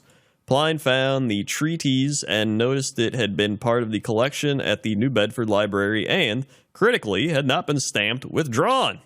Indicating question for you. What is this book called again? This is An Elementary Treatise on Electricity. Okay. I'm looking up this book. I love this. All right. It says it had not been stamped withdrawn, indicating that while extremely overdue, the book had not been discarded. Pline contacted Jody Goodman, the Special Collections librarian in New Bedford, to alert her. This came back in extremely good condition, New Bedford Public Library Director Olivia Mello said Friday. Someone obviously kept this on a nice bookshelf because it was in such good shape and probably got passed down in the family. The treatise was first published in 1881, 2 years after Maxwell's death in 1879. Although the cranberry-colored copy, now back at the New Bedford Library, is not considered a rare edition of the work. The library occasionally receives books as much as 10 or 15 years overdue, but nothing anywhere near close to a century or more. The treatise was published at a time when the world was still growing to understand the possibilities of electricity. In 1880, Thomas Edison received a historic patent embodying the principles of his incandescent lamp. When the book was last in New Bedford, the nation was preparing for its second modern World Series. Incumbent Republican President Theodore Roosevelt was on track to win another term. Wilbur and Orville Wright had conducted their first airplane flight just a year before, and New York City was celebrating its first subway line. The discovery and return of the book is a testament to the durability of the printed word, especially in a time of computerization and instant access to unfathomable amounts of information. I absolutely love this story. Love this story. It is really cool. The value of the printed book is it's not digital. It's not going to disappear. Just holding it, you get a sense of someone having this book 120 years ago and reading it, and here it is in my hands. It's still going to be here 100 years from now. The printed book is always going to be valuable. The New Bedford Library has a 5 cents per day late fee. At that rate, someone returning the book overdue by 119 years would face a hefty fee of more than $2,100. But the good news is the library's late fee limit maxes out at $2. Another lesson to find, according to Mello, it's never too late to return a library book. That's a good message. I remember when I was a kid, our library, if I was late by like a week, that was like a $5 charge. And so I would just be like, I just won't return the book then. Yeah, people just aren't going to return it. Yeah, $2? That's a solid deal. You could be late and be like, yeah, I messed up. Sorry. Here's $2. And they'd be like, thank you, sir. That's great. That's fantastic. That is. Yeah, hey, there's some libraries like there's like $200 and we're going to make you eat this book. And you're like, I don't want to eat the book. Like, you're going to eat the book. Your library card will be revoked. Like, oh. And then you're going to eat your library card. Yeah, shit, I'd be thrilled if anyone wanted a book at all right now. Yeah. I'd be like, we'll pay you $2 to take a book. Yeah, no, that's an awesome story. I like that. Yeah, I like that cool. a lot. That was not the insanity I thought it was going to be. Loved it. Big fan. Yeah. I was hoping it was one of those books that was like, Ways to Date a Woman, 1900 edition. Oh, yeah, that would...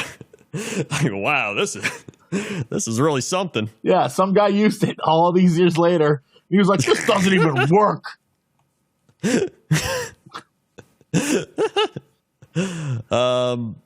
And that's your news story of the day. Okay, what is our big news story of the day? Underwater music show spotlights coral reef protection.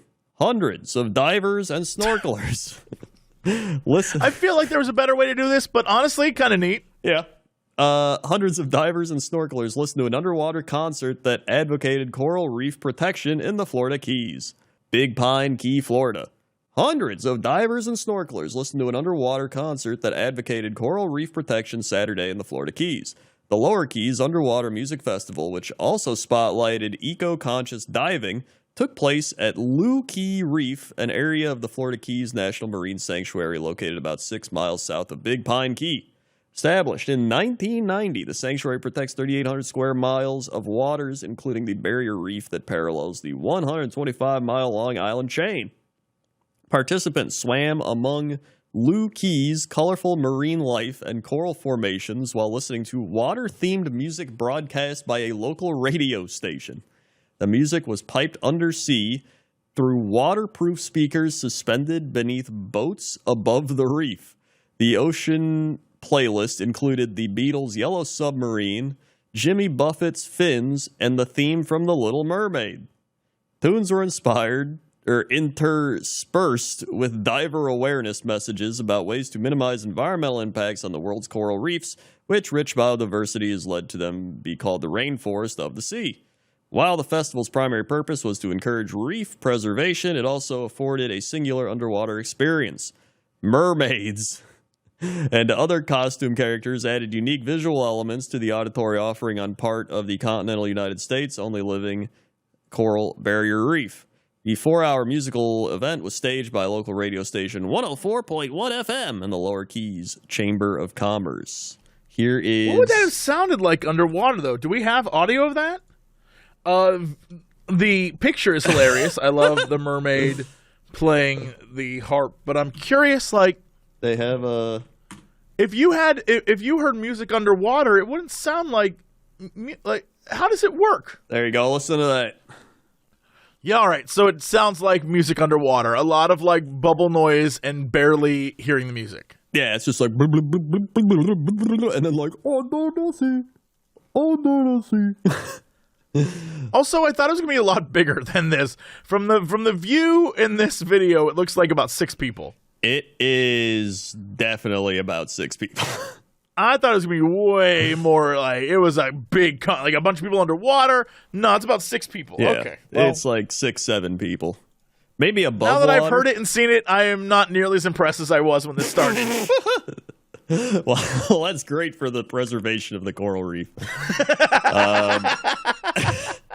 It's like everybody we're trying to bring, awareness to the coral reef. It's like, I'm not impressed. I'm just saying, it's like, it's all right. It's like, whatever. Yeah. I mean, the one girl has a cool guitar. It's like a fish guitar. It's all green and blue. Yeah, this one girl's playing the horn, which I feel like is a waste of oxygen underwater, but like, all right. Yeah, I don't know how that works. She's probably faking it, I would imagine. There's no way. I don't believe that. And that person has is that a starfish guitar? Yeah, they got like a big starfish guitar. That's pretty crazy. Which you wouldn't be able to hear underwater anyway. Yeah, so no. There would be no, like, when you pluck the strings, it wouldn't make, Wait, hold on. I get the message. I like the message. It's just a weird, they could have had an on-land concert at the ocean, like on the beach. Same effect, but you'd be able to hear it and enjoy. That is very true. They could have done that. If you look at about 8 seconds into this video, she's like playing the guitar, but she's not playing it. Right, no, she's just mimicking holding a guitar. Yeah. And that's I want to see what it actually sounds like. Does it just sound like absolutely nothing? Is it just like Well, it sounds like if you were to stick your head underwater and music was playing, it would sound like it was in the distance, right? Yeah. Like really far away. And then the bubble noises of everyone's oxygen masks all close to each other. Yeah. Yeah, I see the bubble noise. That's the main thing. At the end of this video, the newswoman's just like, interesting. She's just like, that's weird. That's the classic go-to for, like, you don't know what to say or you think they're just like, interesting. Yeah. Interesting. What a fun story. Wow, interesting. Now somebody's going to be like, at the 22 seconds, Crendor said interesting to Jesse. Does he not care about it? Interesting. Interesting. Interesting. It's not, I just found it interesting, Yeah, I mean, it was interesting. That's all. Yeah. It's just like this podcast. It's interesting. Interesting. Yeah. All right. Well, what's our big news story of the day? Big news story of the day. Annual Ernest Hemingway look-alike contest begins in Florida Keys. We're back at it again. We're back. I love this. at Every year. The tradition. Many of the 140 bearded men competing attempt to copy the Papa persona, an appearance adopted by Hemingway in his later years. Almost 140 bearded men who resemble Ernest Hemingway converged on Key West, the late author's home, during the 1930s to compete in the Hemingway look-alike contest that began Thursday evening. Challenge is a highlight of the island's Hemingway Days festival that salutes the literary talent and adventurous life of the Nobel Prize-winning writer. During his Key West years, Hemingway penned classics including For Whom the Bell Tolls and To Have and Have Not. The 3-night look-alike competition is held at Sloppy Joe's Bar. Hell yeah, it is. Where Hemingway often spent time with local and literary friends. That's one of those things you have like a famous author. Like, where do you think he went? He went to Sloppy Joe's. You think he goes to like some fancy place or something, whatever? But that's like if you think of like British authors, like where'd they spend their days? Oh, he went to a pub called the Queen's Tit. Like it's never as cool as you think. Closely observed by a judging panel of previous winners, including 2022's John Alville of Dade City, Florida, contestants take turns pontificating and parading across Sloppy Joe's stage. Many are repeat contenders who bring their own cheering sections, and most attempt to copy the Papa persona and appearance adopted by Hemingway in his later years. The contest's second preliminary round is set for Friday, the 124th anniversary of Hemingway's July 21st birthday, and the winner is set to be chosen Saturday night.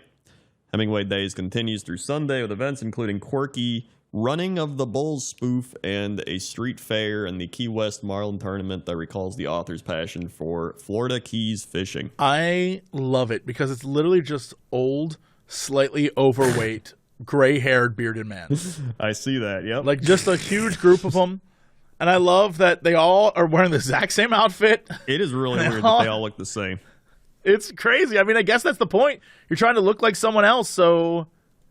But what a treat. What a fun look at all these guys. I love that this is the thing. It is truly a pointless thing, and I'm here for it. It is great.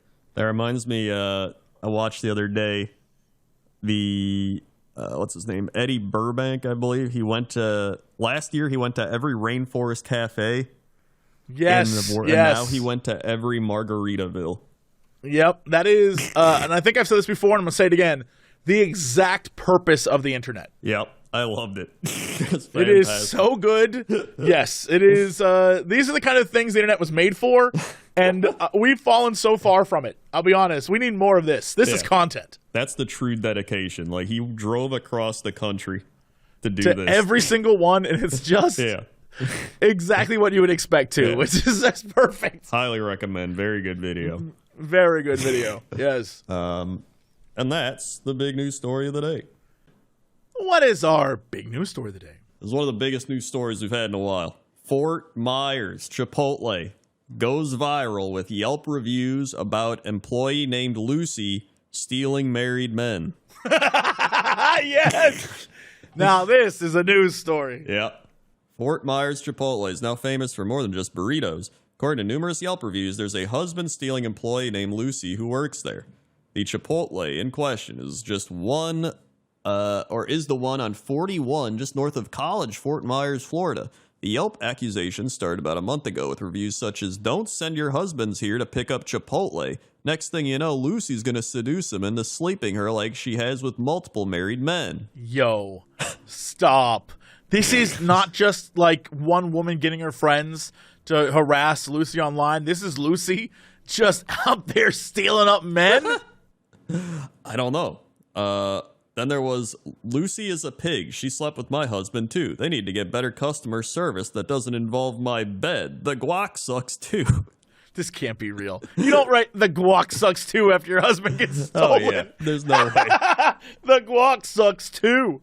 Another read, "Lucy, the GM or whatever position she's in, likes to sleep with married men, aka her customers." This can't be real. I'm looking at photos of it right now. Yeah. And it's actually really funny. I'm looking at it's a tweet. And this person posted stuff about the Chipotle, right? Yeah. It says, "Apparently there's some controversy at my local Chipotle." The problem is that the people, so this says, "Don't send your husbands here to pick up Chipotle," like the stuff you read, right? Right. This is written by Evan K. Yeah. The other one is written by Jake W. W, yeah. And the other one's written by Jessica F. But the best part is, the follow-up tweet is, "Can I get Lucy's phone number? I think she's a great member of the team." That's from David. Hell yes, David. Hell, I was thinking the same thing. Like, hook me up with Lucy. Yeah, the thing is, like, and it looks like those accounts don't have, like, they have, like, one or two other posts. That's it. So it's it has to be them just like harassing Lucy, or like maybe their friend. I have no clue. It has to be like her friends being like, and she's like, "Guys, stop." There's no way that can't be real. There's like, what are they gonna do? Go to a Chipotle and she's just like, "Hey." Yeah, like, every time you go to Chipotle, they're going crazy there. They're just like, "All right, yeah, okay, next in line, yeah, okay, next in line." Like, they're just constantly busy. They're pumping orders out. They don't got time. We got time for that. What's crazy is all of the reviews now. So if you go to the website for the Fort Myers Chipotle, Right. it says this business is being monitored by Yelp support team for content-related media reports.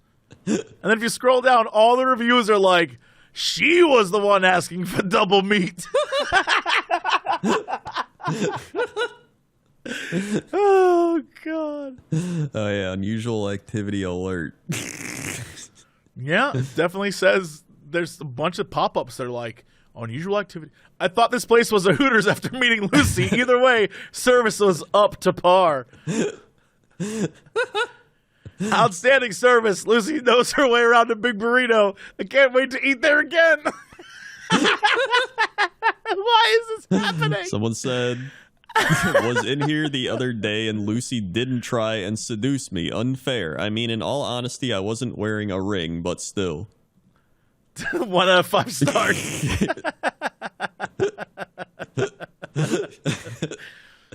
Oh, my God. Yeah, most of these are like, Lucy has a way with burritos, or Lucy added a special sizzle to my steak burrito. This is ridiculous. Yeah, also, one of the people, the Evan K one, is from DeKalb, Illinois. Yeah, these are just people trolling now. This is Yeah. just the interneting, but it's I can't figure out why. Yeah, all of a sudden it started. Wow. Yeah, this is... Although, dude, Carlos said you walk in and the first thing they do is laugh. So disrespectful. Yeah, that's a serious review. He doesn't even care about Lucy. He's just getting laughed at for something. What's crazy is that a lot of these... there's a lot of 1-star reviews that started before the Lucy bit. Yeah. A lot of 1-star reviews. A lot of like, they got the order wrong, the burrito was made incorrectly. Yeah, wow. A lot of people... You walk in and the first thing they do is laugh. So disrespectful. Yeah, that guy. Why? What the hell? Why so many 1-star reviews out of nowhere? Yeah, I don't know. Rude staff. Very slow service. Rude staff. Extremely disappointed. Rude staff. Out of steak. Manager is awful. She treats employees bad. Location isn't worth your time. Stingy with the amount of rice. Waited 15 minutes watching 4 girls prep. Only 1 girl serving. Yo, there's so many 1-star reviews before even Lucy started. Wow, a lot of these reviews are like, this place sucks. That's why Lucy started seducing people. I guess you got to get them to come back. Yeah, they're getting no business. Oh my God, so many versions of standing here, 2 employees made eye contact, no one greeted us or acknowledged us. Crazy. Yeah, oh my God. I'm not one to complain, but my girlfriend and I were waiting over an hour for 2 bowls? How? See, that's what happened. They saw you had a girlfriend. They're like, nope. Yep. Checks out. This person said they ordered $81 in food, which I think is too much for Chipotle. Yeah, that is... Gee, yeah, it's like you're going to a restaurant. Like a real restaurant. Terrible service. Absolutely terrible service. Horrible service. So many 1-star reviews. Wow. The amount of 1-star reviews, it's the highest 1-star reviews, period. Yo, maybe just Fort Myers sucks, though, because I would believe that. I would also believe that, yeah. That would not surprise me. Looking at other Fort Myers things, a lot of 3-star restaurants with a lot of 1-star reviews. Oh, yeah. So, I mean, it checks out. I would believe Fort Myers sucks. You don't have to convince me of that. Yeah. Much like Lucy. Hey! Perfect. There it is. That's your news story. All right. What is our news story of the day? News story of the day, one that's been sent to us all week long. Thieving California bear Hank the Tank is actually female, and now she has a new home. Oh, I saw arrested and moved? What's going on? Yep. So a mischievous California black bear's reign of terror has finally come to an end. Last week, wildlife officials were able to capture... Whoa. First off, reign of terror, please. This is sensationalist media right here. USA Today. Yeah, fake Get it out of news. here. Fake news. Last week, wildlife officials were able to capture and immobilize a large female bear whom DNA testing tied to at least 21 home break-ins and instances of extensive property damage in southern Lake Tahoe. The bear is one of several of her species to earn the moniker Hank the Tank. There's numerous Hank the Tanks. Hank the Tank is, It's it's an like, embodiment. yeah, like anyone could be Hank the Tank. It's like anyone could be Spider-Man. Same thing. It's like how we learned about Big Lou from those ads. Yeah, He's anyone not could real. be Big Lou, right? Yeah, everyone could be Big Lou. Except Hank the Tank is a real thing. Yeah.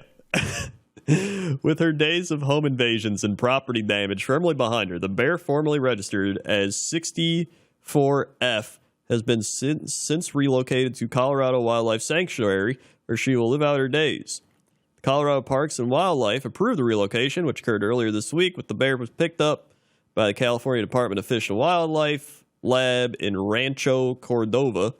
Bear had to undergo a veterinary check before being transported. The bear is being held in temporary holding enclosure at the Wild Animal Sanctuary, a sprawling refuge with facilities spanning more than 33,000 acres. That's a lot of acres. Freedom for Hank! 33,000 acres isn't big enough for Hank!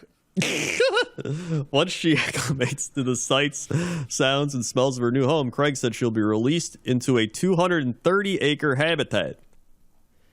Craig said the habitat is forested with pine trees for Hank or Henrietta to roam freely, interact with other rescued black bears, and even hibernate. Black Bear's 3 cubs also relocated. What? As for her 3 cubs, who were also captured, they were transported last Friday to Sonoma County Wildlife Rescue. The goal is for the cubs to undergo rehabilitation so they can be released back into the wild. The cubs who were with their mother during the break-in. What do you mean by rehabilitation? So they can't eat hamburgers anymore? What are they trying to do? Yeah, what are they doing here? This is unbelievable. This is some sort of brainwashing. I don't like it. Yeah. The cubs who were with their mother during the break-ins were given a thorough health assessment. Wildlife officials believe one of the cubs was hit and injured by a vehicle last month, though it remains mobile. What? I mean, that vehicle had to be totaled. Yeah, that vehicle's done. Yeah, get him out of here. Driver injured. Everyone hurt. Hank the Tank is multiple mayhem-causing bears. The animal was one of several large bears that gained notoriety for problems that caused a wide stretch of land between Northern California and Nevada. Lake Tahoe locals, perhaps not realizing multiple suspects were behind the ursine mischief, came up with the nickname Hank the Tank for any large black bear spotted causing mayhem. Wait, hold on. So yeah. maybe this bear was like, Hank, you got to get out of here. I'll take the fall for you. My cubs and I will find a better home there. Go, Hank, go. And Hank's like, I can't leave you. She's like, no, you were born to eat man food. I must protect my cubs. You go. And so Hank's still out there, dude. Hank's still out there. Hank's still out there. This is like when people think they kill Batman, but Batman's always there, bro. Yeah. Ready to steal your picnic baskets. Yep. Your picnic basket. Let's see. Relocation of conflict bears is not common. The agency's black bear policy, updated and released in February of 2022, allows for placement and relocation of so-called conflict bears, particularly when other non-lethal management options have been exhausted. Though relocation is not typical, officials with California Department of Fish and Wildlife admitted that the decision was partly due to the animal's popularity. Given the widespread interest in this bear and the significant risks of a serious incident involving the bear, the wildlife agency is employing an alternate solution to safeguard the bear's family as well as the people in South Lake Tahoe. Hell yes. Everyone loves that bear. That's true. I mean, that's pretty good. That's a pretty nice story then. Yeah, and as we all know, the real Hank is still out there. Still out there. Waiting. We're with you, Hank. Whenever you strike again, we will be here to champion you. You did nothing wrong. We're in your territory, buddy. You eat those pies. Yeah, eat those pies. My big boy. And that's your big news story of the day. All right. What's our big news story of the day? Big news story of the day. Atlanta man attempts to rob nail salon, gets ignored by everyone. Well, of course. A man's attempt to rob an Atlanta nail salon last week didn't go as planned after the patrons basically ignored him. The unidentified suspect, with his hand in a bag as if he were holding a weapon, stormed into the nail salon last Monday demanding money. Although the man shouted, "Everybody get down, give me all your money," Surveillance video showed he was ignored by customers and employees. The salon owner even decided it was okay to answer the phone during the attempted robbery while a customer stood up to go outside. The suspect snatched her phone as she walked outside. Yo, the disrespect is out of control. That man came in there trying to rob them, and they were like, and? They're probably like, finally, I don't have to do this anymore. Just take me out. I could use a break. Yeah. The salon, or eventually, the humiliation appeared to be too much for the suspect, who left the salon in a silver-colored sedan, according to law enforcement. Lisa Barrow, a regular customer who was in the salon at the time of the attempted robbery, told WAGA that the owner was indeed scared of the would-be robber, but he didn't react because he didn't want customers to worry. They come first, so that was his reaction, to calm everybody down, to keep everybody relaxed. The suspect was still on the loose as of Monday afternoon. They can't find him because he's, like, hiding out of shame. Like, man, you just show up, you're like, everybody get down, and nobody does anything. You're just like, Yeah, that'd please? be like, nobody move, this is a robbery, and everyone just ignores you. Like, what a blow to the ego that's gotta be. Yeah, that's embarrassing. Well, that's Atlanta man apparently terrible at robbing nail salons. He tried so hard. I think it says a lot more about the nail salon and what's going on there. They were like, nah, no, you're not. You're not doing this. Yeah, it does. It's a top tier nail salon. Yeah. Unfazed. So that's that. Yeah, well, Yep. what is our big news story of the day? Big news story of the day. Switched it up on people. Okay, we got a few, but I got to pick one. We have Arizona homeowner finds snake curled up in a room where that's just Arizona. Okay, we're moving on from that one. We got T-Rex's race to photo finish at Washington State Track, but it's just people dressed up at T-Rex. Yeah, it's not real T-Rexes. That's not real. Yeah. Yeah. We got flight delayed after bear escapes from crate in cargo hold. That's a good one. That's the winner. That's the one. Hank the Tank. They thought they could control Hank the Tank. Hank. They thought they could control Hank. That almost is the plot of that one Nick Cage movie we watched. That kind of is, yeah, where he's like the safari guy. Yeah, where he's like, I gotta get this panther. Or whatever it is. He's like, I gotta get it back. Yeah. And then it's taken over by terrorists? Yeah, I remember it. Yeah, it was crazy. And then the panther kills the terrorist in the end, I think. Yeah, I think you're right. And he's like, I was kind of like that panther the entire time. We're brothers, both cats out on the prowl. I think that's how that movie went. That's pretty much it. Yeah. Everyone died except the one guy who was bit by a snake and they said was going to die. That guy lived just fine. Yeah. Yeah. Iraq's prime minister has ordered an investigation into how a bear escaped from its crate in the cargo hold of an Iraqi aircraft as it was due to depart from Dubai. It didn't even leave yet? Nope. Leaving passengers disgruntled over the delay and causing a stir on social media. Iraqi Airways said it wasn't to blame for the bear's escape and that the aircraft's crew worked with authorities in the United Arab Emirates, which dispatched specialists to sedate the animal and remove it from the plane. Iraqi Airways said Saturday that procedures to transport the bear were carried out in accordance with law and with procedures and standards approved by the IATA. Wait a minute. So there's like a whole, like, if you're going to transport a bear by plane, here are the rules. Yeah, but How often do they transport bears by plane? Yeah, why are they doing that? Why, so like for why a would zoo they or do something? that? The airline said the bear was being flown from Baghdad to Dubai, but a person speaking on the video clip making the social media rounds suggested otherwise, saying the aircraft was an hour late for its trip to Baghdad and that the passengers were being asked to disembark until the issue was resolved.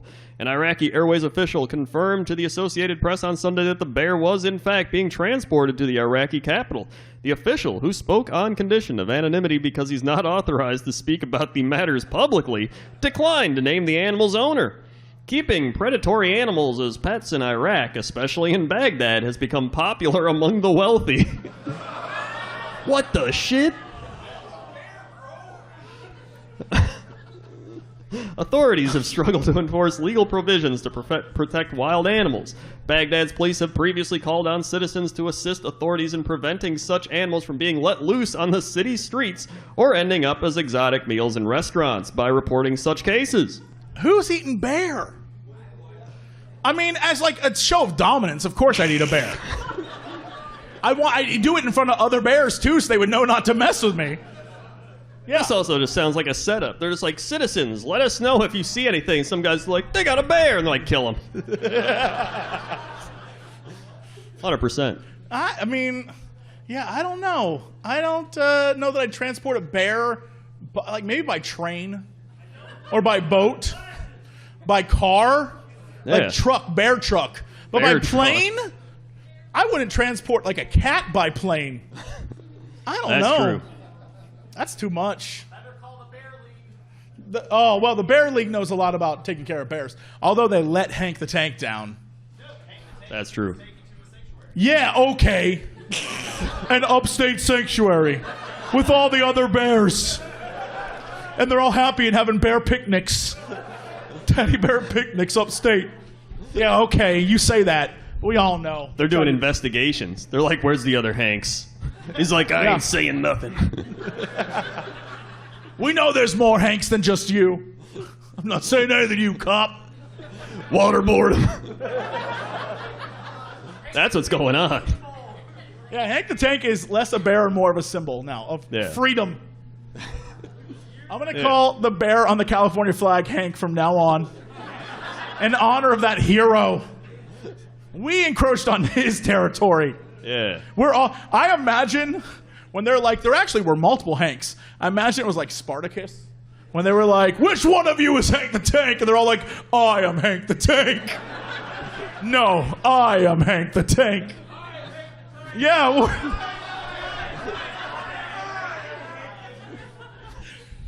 We really have that's a good bit. That bit could last for a while. That's good. Yeah. Yeah. All right, what is our big news story of the day? Big news story of the day.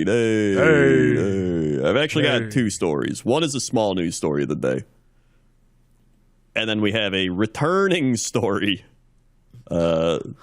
the whole point of a big news story is a big news. What is the small news story of the day? All right, small news story. I had to do this one. Competitors get down and dirty at Britain's bog snorkeling championships. All right. What does that even mean? You'll find out. Intrepid athletes donned snorkels and slithered through slime on Sunday during one of Britain's quirkiest sporting events, the World Bog Snorkeling Championships. The annual competition in the tiny town of Llanwrtyd, Wales, sees competitors race to complete two lengths of a 60-yard, 55-meter water-filled trench cut through a peat bog. They can use flippers on their feet, but conventional swimming strokes are banned. Here is what you're looking for. This sounds terrible. I'm looking at it. It looks terrible. Yeah. The whole point of a bog is you don't ever want to go in it. It'll bog you down. That's the whole point. That does make sense. Some contestants accessorized their snorkels, masks, and flippers with more flamboyant touches. One carried a giant plastic toad on their head, as you see there. Another had a bathing cap adorned with flowers, and spectators also got in on the fun, with two wearing pink cardboard boxes proclaiming them to be limited edition bog snorkeling Barbie and Ken. Competitors at the 35th annual contest were hoping to beat the time of the current world record holder Neil Rudder, who won in 1 minute 18 seconds in 2018. Yeah, that's too much bog. That's too much. I'm the more I look into this, the more I see it. I'm like, nah, man, I'd get some sort of bug that would eat my flesh going in there. No thanks. Yeah, that does not look pleasant at all. Yeah, no thanks. That's got the brain-eating amoebas or whatever. The image of this girl trying to get through the bog with a toad on her head. That's how I imagine the entire thing feels. Just 100%. Awful.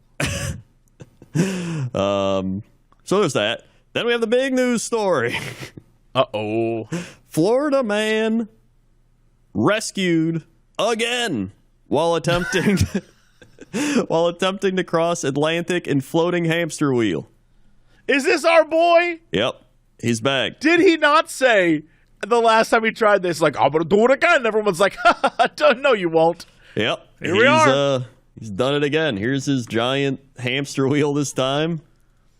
What improvements did he make? How is this any different than the previous time? I don't actually know. Didn't he almost die last time? What is this guy doing? He might have. So, Florida ultramarathoner and peace activist is facing felony charges after allegedly attempting to run across the Atlantic in a homemade hamster wheel in what authorities said was his at least fourth attempt. Yep. Ray Bellucci. Intercoastal stunt ended approximately 60 miles off the coast of South Carolina last week after the Coast Guard said they spotted him floating in the circular cage. Initially near Savannah, Georgia, during routine preparations ahead of Hurricane Idalia. The 51-year-old said he was heading for London, England, but he was repeatedly told his vessel was unsafe and should not be in use. It was described as staying afloat through wiring and buoys, according to a copy of the criminal complaint. Dude, he's probably going to the Bog Festival. He had to get there. He was running as fast as he could. Yeah.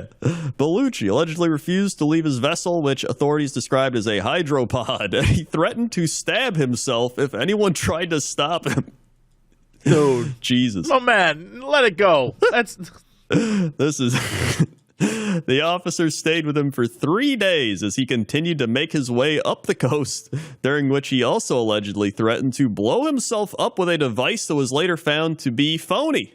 Authorities said, who would have guessed? He ultimately surrendered near Georgetown, South Carolina on August 29th and was brought to Miami Federal Court, where he was charged with obstruction of boarding in violation of the captain of the port order. According to the court... Question, is this the furthest he's ever made it? I'm not sure, actually. It does sound like he was moving. He never makes it actually out to sea, which is hilarious. He always, runs up the coast and then gets caught. Instead of doing what he should, he's trying to get to leave from Boston or leave from, Maine and then go across. He keeps trying to do it from Florida. Yeah. Stop it. Yeah, you got to stop that. Go to somewhere where they don't care. According to the court documents, this was Bellucci's fourth attempt to traverse the high seas in the floating craft, previously being stopped by Coast Guard in 2014, 2016, and 2021. His first attempt cost taxpayers more than $140,000, the Coast Guard said in a statement after the failed attempt to reach the Bermuda Triangle in 2014. Well, of course it started there. Of course it had to have started there. And that's a thing where they're going to be like, well, why'd they stop him? They didn't want to go to the Bermuda Triangle. That's probably why he keeps trying to do it, because he's like, they stopped me once. I know the truth now. Yeah. Yeah. The law enforcement agency said it provided Bellucci with an outlined series of requirements if he wanted to safely and legally travel in such a vessel again. These requirements were ignored, and he was rescued in another homemade vessel in 2016 while attempting to travel from Florida to Bermuda, Puerto Rico, Haiti, Cuba, and back again. His publicist at the time told South Florida Sun-Sentinel that it was her understanding that the Coast Guard's order was merely a recommendation and not a mandate. She added that he would, quote, definitely try again. Bellucci has publicly presented himself as a peace activist. His website states that his mission is showing the world that anything is possible if only you believe. An attorney listed as representing Bellucci did not immediately respond to a request for comment. Yep. That's the attorney listed as representing, that dude probably doesn't even know he's listed. It's like, who? That is, man, what a guy. He's just... What a guy. He's just trying to show everyone that anything is possible if you believe. But that's actually not true. He's never achieved it. He hasn't achieved it, though. He really has. He didn't make it to Bermuda. He didn't get to the Bermuda Triangle. Now he's like, you know what? Forget Bermuda. That was the wrong direction. I'm going to London. I'm going to the UK. So if anything, he's showing everybody that nothing is possible if you believe. Stop trying is what he's showing people. It's okay to give up is what he's showing people. I mean, I believe that everybody will put their shopping carts back, and that's never going to happen. Yeah, that's not happening. That's way easier. Yeah. So, you know what? I'm excited to see what he does in 2025. Yeah, good luck. Yeah. I hope he all he had to do was listen to what they wanted him to do to make his vessel more seaworthy. Yeah, that's all he had to And do. he just keeps making the same damn ship. I'm looking at it right now. It's the exact same thing. It is. Like, why doesn't he just make the adjustments? I don't know. It makes no sense. But none of this makes sense because that's why we're covering it. That is true. And that's your big news story of the day. All right. Let's talk about our big news story of the day. Big news story of the day. Hey. The Philadelphia Phillies deny entry to man's emotional support alligator at Citizens Bank Park. Yeah. I mean, how could they? He just wanted to see the game. A Pennsylvania man has struck out in his attempt to bring an emotional support alligator to the Philadelphia Phillies baseball game. Joey Henney went to Citizens Bank Park. Listen, it's Joie. I don't know how you say that. Joey Heine. Joey Heine went there on Wednesday, hoping to see the Phillies beat the Pirates, but he wasn't alone. Along with him was Wally Gator, a 5-foot-long gator Henny adopted in 2015 and has made into a popular animal on both Instagram and TikTok. Oh, no. This sucks. Because you know this dude was doing it just for, like, the 100%. Clicks. Yeah. Oh, I thought this was going to be like, good guy with gator, denied entry. Yeah. He's a little goofy, but at least he has a support gator. No, this is like, I'm on the TikTok. Yeah. Be sure to subscribe. That's just like a guy that shows up to the store and he's like, I'm going to pay you in golden chocolate coins. And then they're like, sir, we can't take this. He's like, what do you mean? I got my golden chocolate coin. Like, it's the equivalent of that. Have you seen the video of, it's a bunch of kids that go into like a, I don't know, like an exercise store. And he like clearly is goofing on them because he has these weights and he's lifting them and they're supposed to be like hundreds of pounds. And he's like, you got anything bigger than this? Like, and then the shop owner's like, I watched you walk in with that. What are you doing? It's fake. It's fake. And he looks directly at the camera. He's like, you're filming this. What do you want from me? And I'm like, please, more people do that. Like, don't put up with this. Yeah. It's just, everyone's trying to get the like shock content. Now I'm excited that they rejected this man and his alligator. Yeah. You know what? The alligator is in on it with them, just as responsible. The alligator takes some of the blame of being the tool of a man online. Henny and Wally hooked up after a friend of Henny's in Florida asked for help relocating a group of alligators whose homes were destroyed because of land development. Henny took Wally in his York County home, and they've been happy ever since, according to USA Today. Quote, see, that's beautiful. That's wonderful. I like that. And then they made an internet thing. Yeah. Quote, I've never met an alligator that will not bite you, Henny told CBS News last year. You fool around with their head, their instincts to grab you. He does not do it. You can reach in there and rub his tongue. He refuses to close his mouth. We do not know why. Oh, this alligator, dude, at any moment, he's going to be like, oh, yeah, I can bite and just snap him. Bam, yeah, this alligator's waiting for his vengeance. Mm-hmm. No doubt. Henny told the Philadelphia Inquirer last year that Wally likes to give hugs and has helped him battle depression. That's not true. This is an alligator, dude. I mean, like, if it's working for you, it's working for you. Bless. But you don't need to bring use your brain. Don't bring it to the game. Yeah. But I know if it was a monkey, I'm fine with that. Yeah, that's fine. That's Monkey Mondays. Yeah, I mean that's every Monday can be Monkey Mondays if they just try. But alligators, there's nothing that rhymes with that during the week. Exactly. But things weren't so happy on Wednesday night when Henny tried to bring Wally inside the park, presumably for peanuts and Cracker Jacks. Although Wally has attended minor league games and Citizens Bank Park has hosted Bark at the Park events, the admission rules don't apply to alligators, even ones that provide emotional support. The stadium's policy on support animals is only allowed certified service dogs or dogs trained for guests with special needs, and states all other animals are prohibited. HuffPost reached out to Henny and the Philadelphia Phillies, but nobody immediately responded. However, Howard Eskin of Philadelphia sports radio station WIP was working the game when someone told him about the guy trying to get his gator into the stadium. He immediately walked over and took a photo of Wally. So there is Wally. You know what? The photo looks great. And if you had left out the bit where it's like Instagram guy and TikTok, I would have been like, you know what? That gator shouldn't have been allowed in. But now that I know there's the subtext that this is definitely being filmed and for a goof, I'm out. Yeah, no, this is definitely for a goof, so that's dumb. If he just enjoyed the alligator without trying to make it a thing. Yeah. Anytime they try to make it a thing, that's when you're like, okay. Well, I can find a way to make money off of this. That's what it feels like. Or they just don't even care about the money, but they love the like fame, attention. Of it. Yeah, the attention. Yeah. Where they're just like, everybody's looking at me and my gator, and everyone's like, woo. And there's like, and here's the thing: if you want to do that in public and have everyone look at your gator in public, great. Yeah.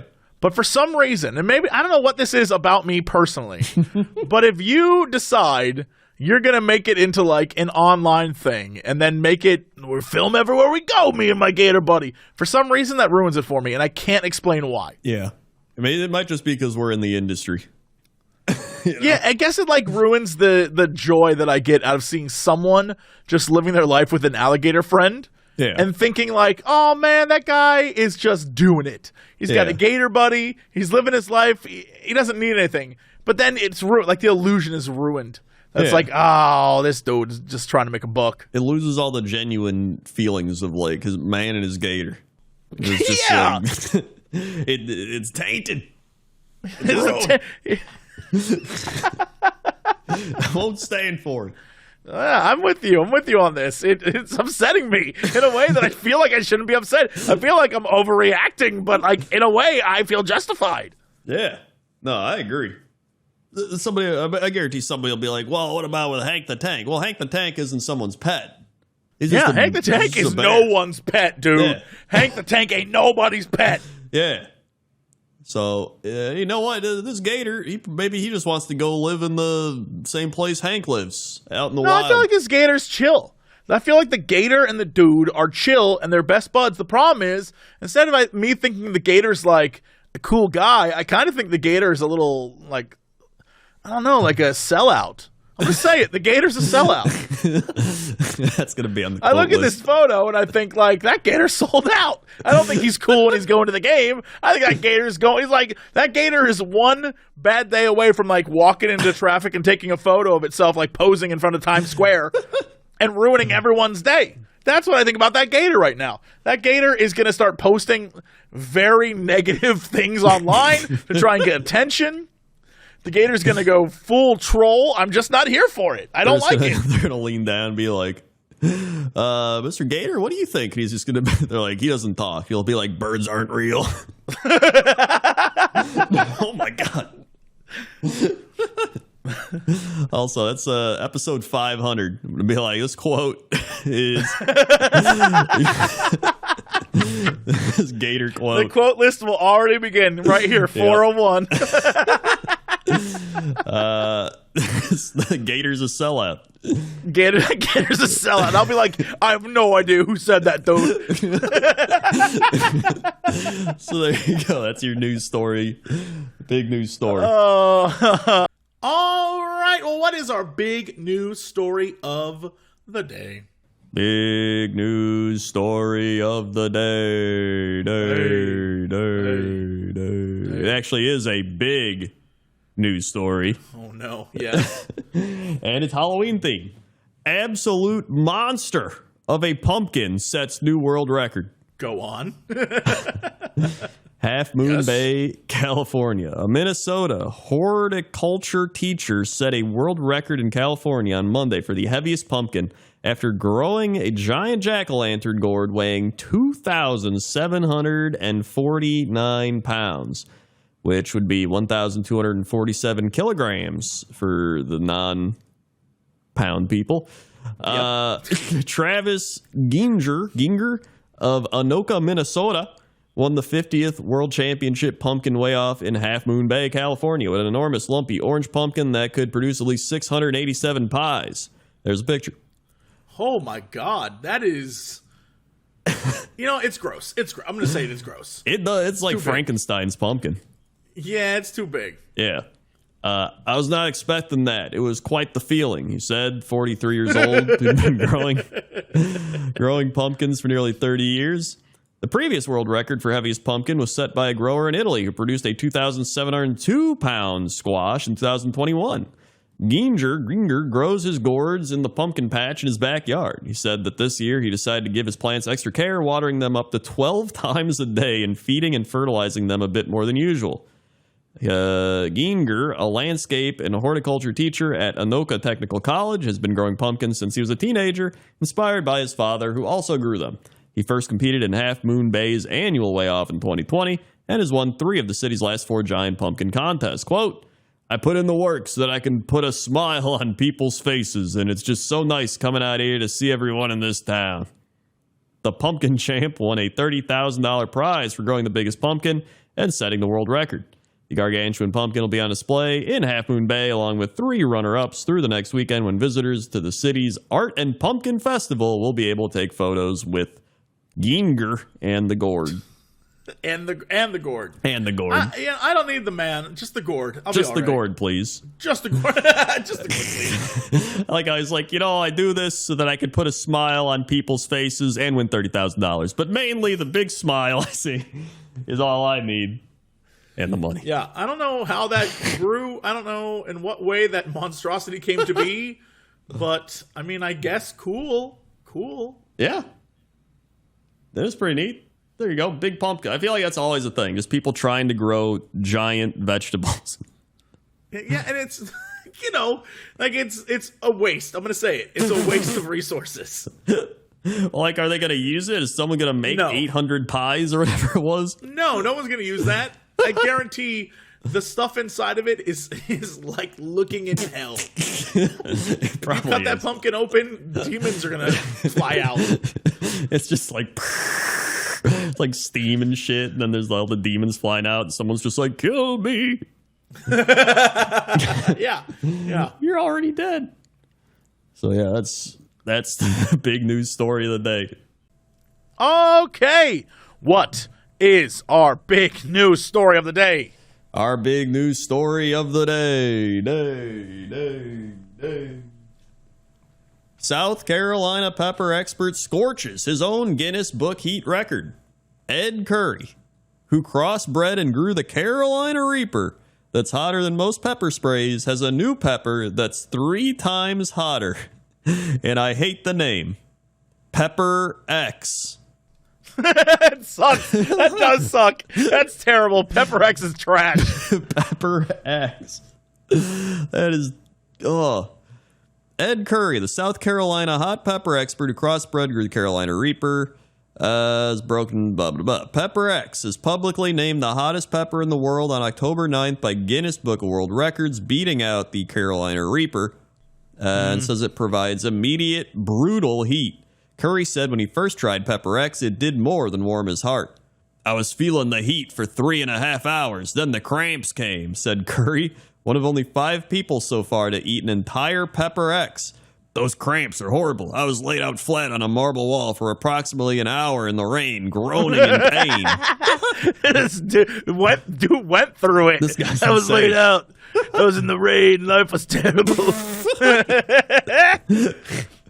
Heat in peppers is measured in Scoville heat units. 0 is bland. A regular jalapeno is about 5,000 Scoville. Habanero, the record holder 25 years ago, typically tops 100,000. Guinness Book World Records lists the Carolina Reaper at 1.64 million. That's insane. Pepper X's record is an average of 2.69 million. By comparison, a pepper spray is about 1.6 million. Bear spray is at 2.2 million. Pepper X has been in the works since Curry last set the hottest pepper record in 2013. A bright red knobby Carolina Reaper with scorpion tail? They call it scorpion tail? Whatever. Pepper X. Sure. Pepper X is greenish yellow, doesn't have the same shelf appeal, and carries an earthy flavor once the heat is delivered. It's a crossbreed of a Carolina Reaper and what Curry mysteriously classifies as a pepper that a friend of mine sent me from Michigan that was brutally hot. What? You can't just be like, some Michigan pepper, don't ask questions. The chemical in peppers that causes the burn is called capsaicin and is not dangerous unless pounds of it are consumed. Even so, the minds of humans and other mammals perceive capsaicin as a threat and send a strong burning signal to the body. Because birds don't have the same reaction, they are able to spread pepper seeds while sparing the plant. The burning sensation spurred in humans also releases endorphins and dopamine into the body. Curry, who went all into growing peppers after kicking drug and alcohol addictions, considers that kick a natural high. So this is his replacement, I guess. You know what? You got to replace it with something. I don't know if this is good, though. Just laying out in the rain, fucking dying. He shares his peppers with medical research, hoping they can use them to cure disease and help people who suffer chronic pain or discomfort. Wait, what? I made the world's hottest pepper. I call it Pepper X. It cures disease? I don't think that's how that works. I don't know either. What? For Curry, having the hottest pepper in the world has been a 2-decade obsession. It took 10 years to get Pepper X from the first crossbreed experiment, including 5 years of testing to prove it was a different plant with a different fruit and documenting its average heat over the different plants and generations. We covered the genetics, we covered the chemistry, we covered the botany, he said. He's trying to build an empire of hot pepper sauces through his Pucker Butt company. Said he also learned plenty of business lessons during the past decade. Curry allowed people to grow peppers without protecting his ideas. His lawyers have counted more than 10,000 products that use Carolina Reaper name or intellectual property without his permission. Curry is thank God he named it X, because nobody out there is obsessed with that. Yeah, thank God. I mean, thank God, yeah. Curry is protecting Pepper X. He said no seeds will be released until he is sure his children, his workers, many of whom are on their second chances like him and their families, can fully earn rewards of his work. Everybody else made their money off the Reaper. It's time for us to reap the benefits of the hard work I do. Everybody else made their money off the Reaper. This guy sounds like a villain. He really does. He's like, and so, as vengeance, I've unleashed Pepper X. That work includes dozens of fields across York County, secret greenhouses where Curry works on peppers to prevent them from being stolen, and a Pucker Butt store in Fort Mill where Curry works on dozens of sauce ideas that range from mild to blazing hot. He also sells his peppers to companies worldwide. Challenges involving extremely spicy foods have made headlines after a chip maker pulled its products following a teenager's death. Curry wants people to eat peppers and think they can benefit from the rush that comes after the burn. He calls most hot pepper challenges stupid and cautions pepper peakers against being overly ambitious and reaching too quickly for a Reaper or Pepper X. You build up a tolerance, Curry said, later hinting that more pepper heat may be bubbling up from the fields, labs, and chillers that he won't let fans, reporters, or even the bankers helping his business expand see. Dude's got like a secret pepper cave where he's storing. He's like, this one's 8 billion Scoville and it can melt the planet. They stole my Reaper, but I shall have revenge. In my pepper cave, I've been growing my vengeance. It is finally time to unleash it upon the world. Only the tolerant will survive. Finally, he says, quote, "Is this the pinnacle?" A mischievous smile warming his face. No, it's not the pinnacle. Yep.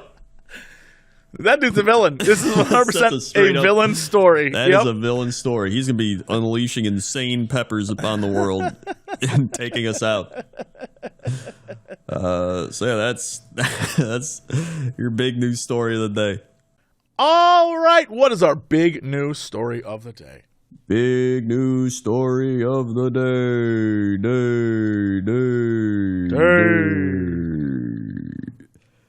Here we go. This is a big news story. We actually had quite a few, but I chose this one. Okay. So hopefully these can stay relevant for the future if we don't find any news. Great. first ever Florida Man Games to feature beer belly wrestling, evading arrest obstacle course.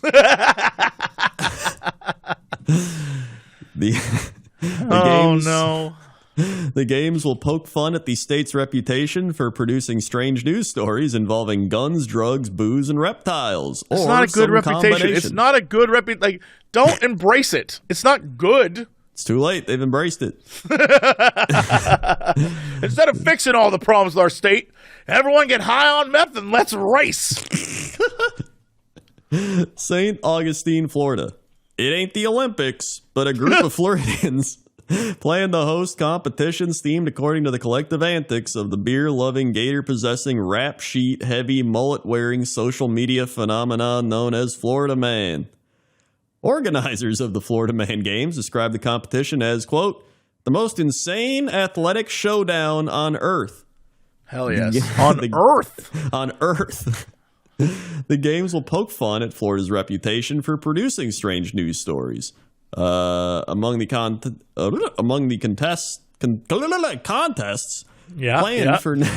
planned for next February in St. Augustine, Florida, according to the organizers, are the evading arrest obstacle course, in which contestants jump over fences and through yards while being chased by real police officers.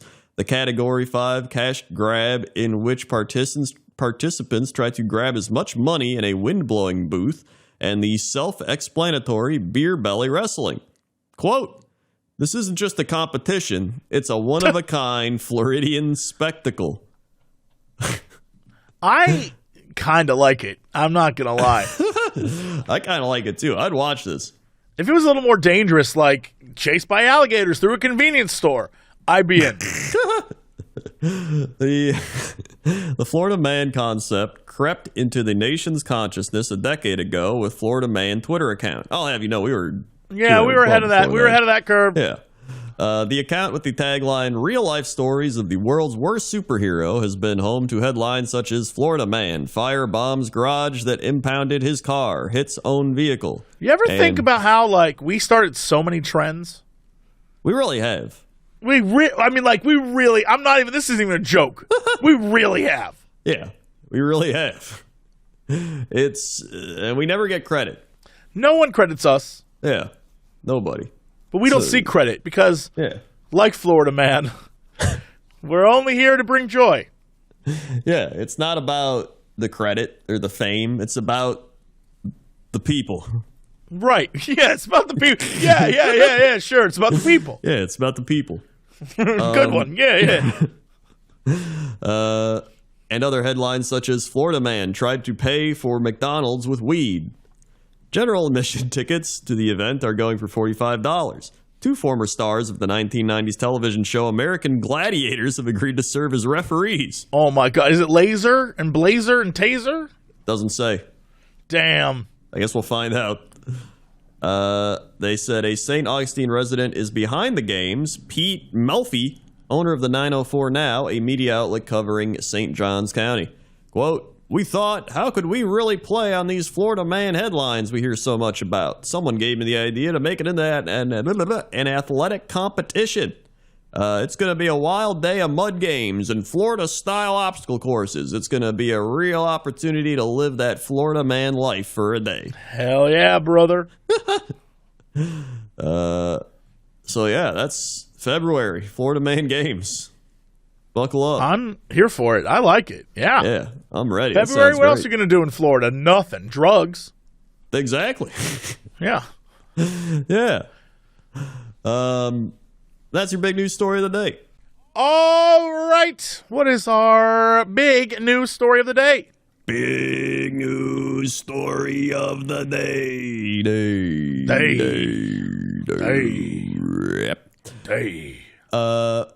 This news story is Goldie Hawn, Oscar winner, says E.T. touched her and it felt like a finger of God. Here's the thing. I almost feel like we've done this, but it may be because we talked about this on Chluminati. I don't remember. It might be because I don't remember doing this.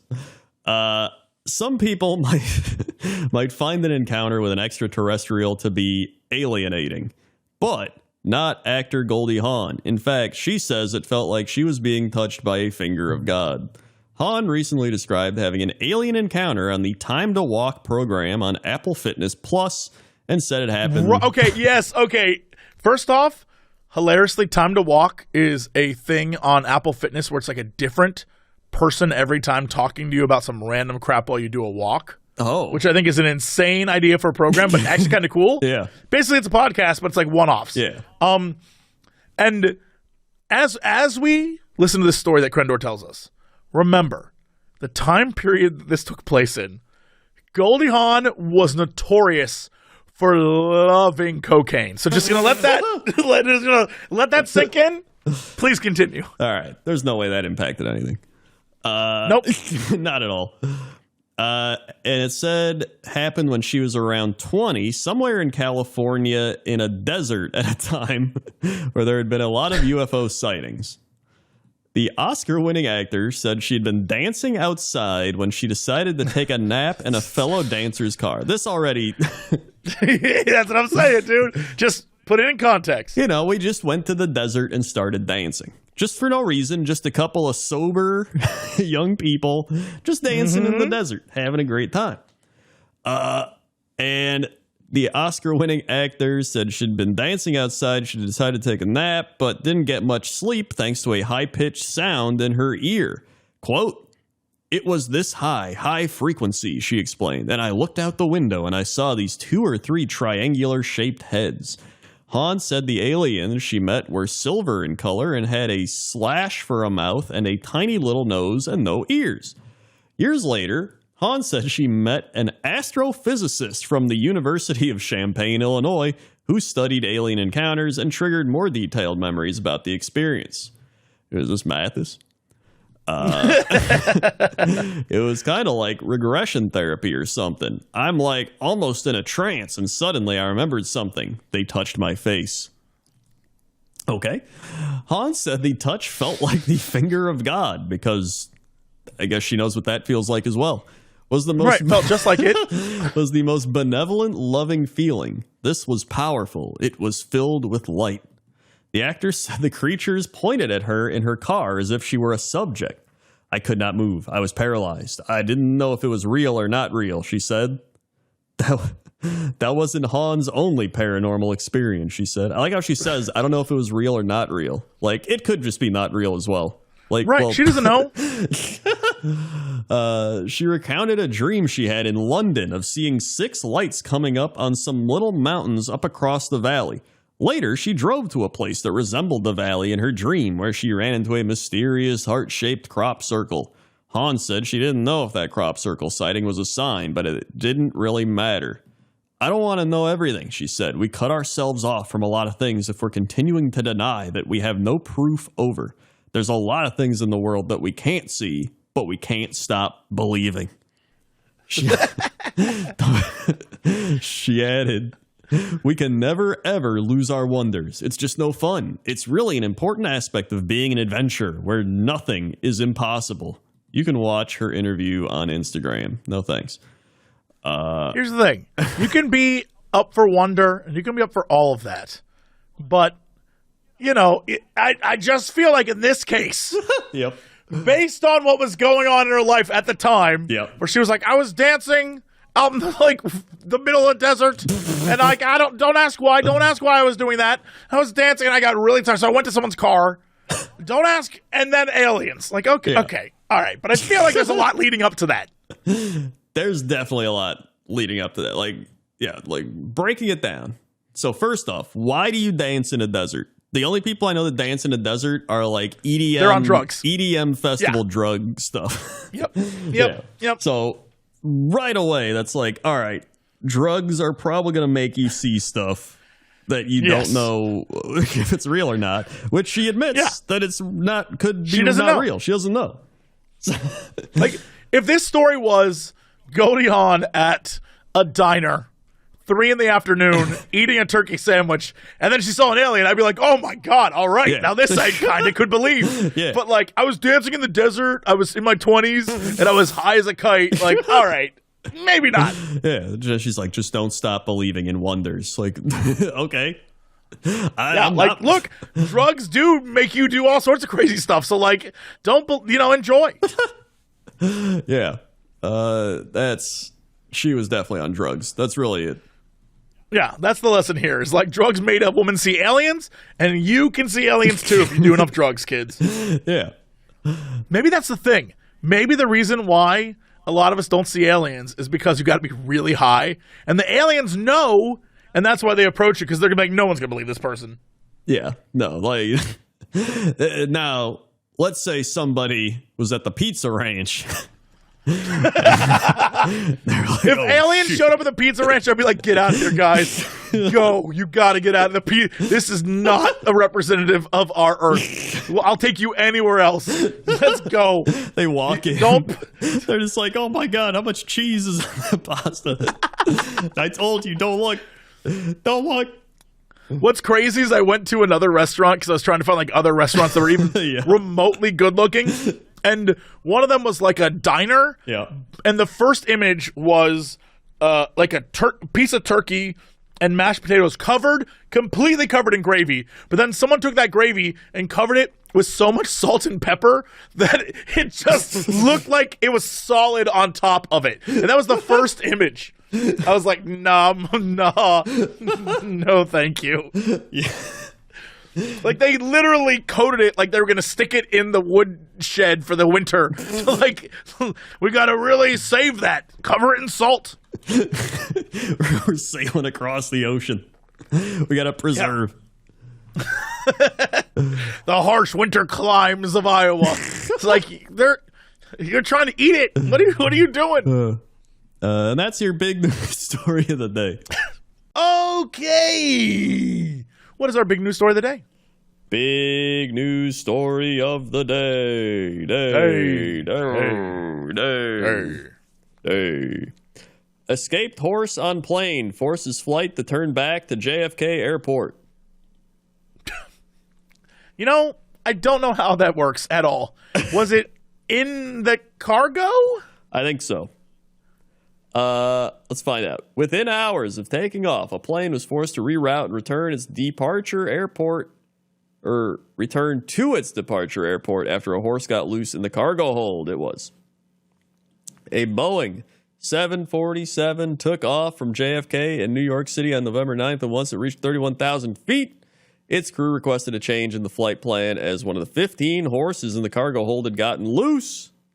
The plane was operated The plane was operated by Air Atlanta Icelandic, according to the Associated Press. Air Atlanta Icelandic? What the shit? People reached out to Air Atlanta Icelandic for comment on the incident. It's too big of a name. It's too much. That's too much, but they did not receive an immediate response. Out of all the what does Atlanta and Icelandic have to do with each other? That's such a weird combination. It's not Atlantic Icelandic. It's Atlanta Icelandic. Yeah, it's Atlanta Icelandic. Maybe because it's such a big hub. Maybe that's got to be hit the mic. You know what it is? It's a charter. This is a private ass plane. I see. Okay. So someone paid to stick all their horses in there. That makes sense. A rich person did this. Yep. Sounds like a rich person problem.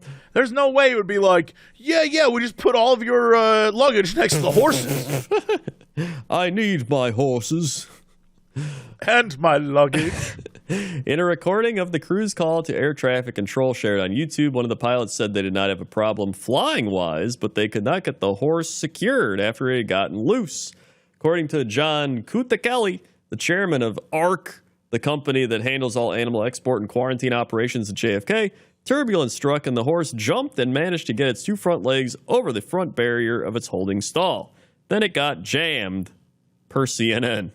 The horse was then suspended over the barrier with its front legs on one side and its hind legs still inside the stall. Upon landing, the animal was met with an emergency response, but the other 14 horses had to be taken out in order to get the equipment in the had to be taken out in order to get the equipment in to get the horse out. We dispersed veterinary care, animal handlers, medical equipment, horse slings, a horse ambulance, everything necessary to accommodate that horse. They got a horse ambulance? I. They must. I mean, horses are big money, right? I guess, but just imagine being the guy that's like, yeah, drive the horse ambulance. You're just waiting around and like, a horse is hurt. And they're just like, oh my God, you gotta fire up the horse ambulance. Once the horse was extricated, the injuries it had sustained were too severe and it was euthanized. Every time. Every time. It's not the horse's fault. You're stupid. Yeah. Oh my God. Every time we get a fun story, somebody gets euthanized. I hate it. Every time we have a magical story about a horse or a snake or a monkey, it's always like, and then after this wild incident humans caused, we killed it. Yeah, that sucks. That's dumb. And that's your big that's your big news story of the day. Okay. What is our fact of the day? Our fact of the day is, I'm not going to lie, I forgot to look up a fact of the day, so I typed in fact of the day into Google. And it gave me a thing that said, how old was Mozart when he started to compose music? And it says, by the time... 6. Close. By the time he was 5 years old, Mozart had complete mastery of keyboards and violin and had written his first 5 compositions. At 6, he toured Europe as a child prodigy. By 16, he'd already written 3 operas and 25 symphonies. Damn, what are you doing with your life, man? That's insane. At 5 years old, I was like, I go to school now. Like, oh my God. I mean, I guess he really didn't have much else to do, though. You know what I mean? Like, what else was he going to do? Yeah, that's true. Like, what, 1700s Britain or whatever? Nobody yeah, like, what else was he going to do? Nothing. Yeah, he had nothing to do. So there's your fact of the day. All right. Let's go to our big news story of the day. Big news story of the day.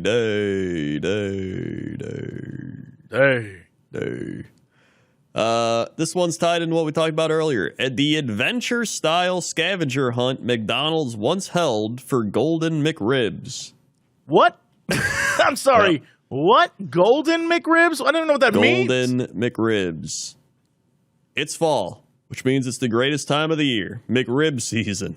McDonald's has many classic products, but there's probably not one that inspires more adamant debate on both sides of the aisle. Some people may poo-poo it, claiming it looks like middle school cafeteria food, but those of us that know realize the McRib is in fact a gift sent from pork heaven. I don't know about that. I don't know if I would. This irregular menu item appears and disappears from McDonald's menus seemingly at whim, always creating a social media stir. Part of the reason it does is because of how McDonald's promotes it. Each time, blah, blah, blah, blah, blah. Since no one is buying... Wait, each time it appears, McDonald's claims it's the last time we'll see. That's true. Since no one is buying that after the restaurant has cried wolf so many times, the company sometimes has to get a little more creative. Over a decade ago, it had one of its more unusual ideas. A contest involving Golden McRibs. That's right, Willy Wonka McRibs. I don't know what that means, though. All right, I'm not going to look it up. I keep wanting to look up what a gold... Like, you can keep saying Golden McRib like that makes sense. But is it made of gold? Is it colored gold? Why would you eat it? I have so many questions. So it says, 2011's quest for the Golden McRib contest was inspired by the golden tickets that form the basis of Roald Dahl's novel Charlie and the Chocolate Factory. That ended great for all the contestants. I think almost all those kids died, so, you know. Yeah, just like people that eat McRibs. Yeah. And the subsequent movie based on it titled Willy Wonka and the Chocolate Factory. In the film, kids who find a special golden ticket in their chocolate bars get a free tour of the blah, blah, blah. It's Willy Wonka.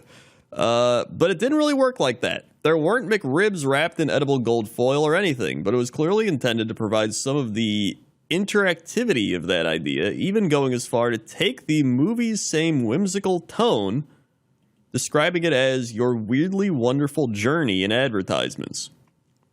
The promotion was essentially a Facebook game that utilized Google Maps integration to allow customers... Never mind, this sucks. This sucks. I hate this. This does suck. To locate virtual Golden McRibs at nearby McDonald's. Most rewards for participating involve badges and achievements on a customer's user profile. There's also the chance of winning an Arch card worth $500 of McRibs. No, this sucks. This sucks. The McRib is fascinatingly odd product because there's no other fast food menu item quite like it. Various other fast food spots have canceled and brought back menu items in response to fan outcry, like the Taco Bell Mexican Pizza, but it's hard to find one that comes and goes with the frequency of the McRib, other than maybe the Shamrock Shake. In part of this, because there's nothing quite like the McRib on any fast food menu. It has a very specific flavor and texture thanks to a dizzying number of ingredients.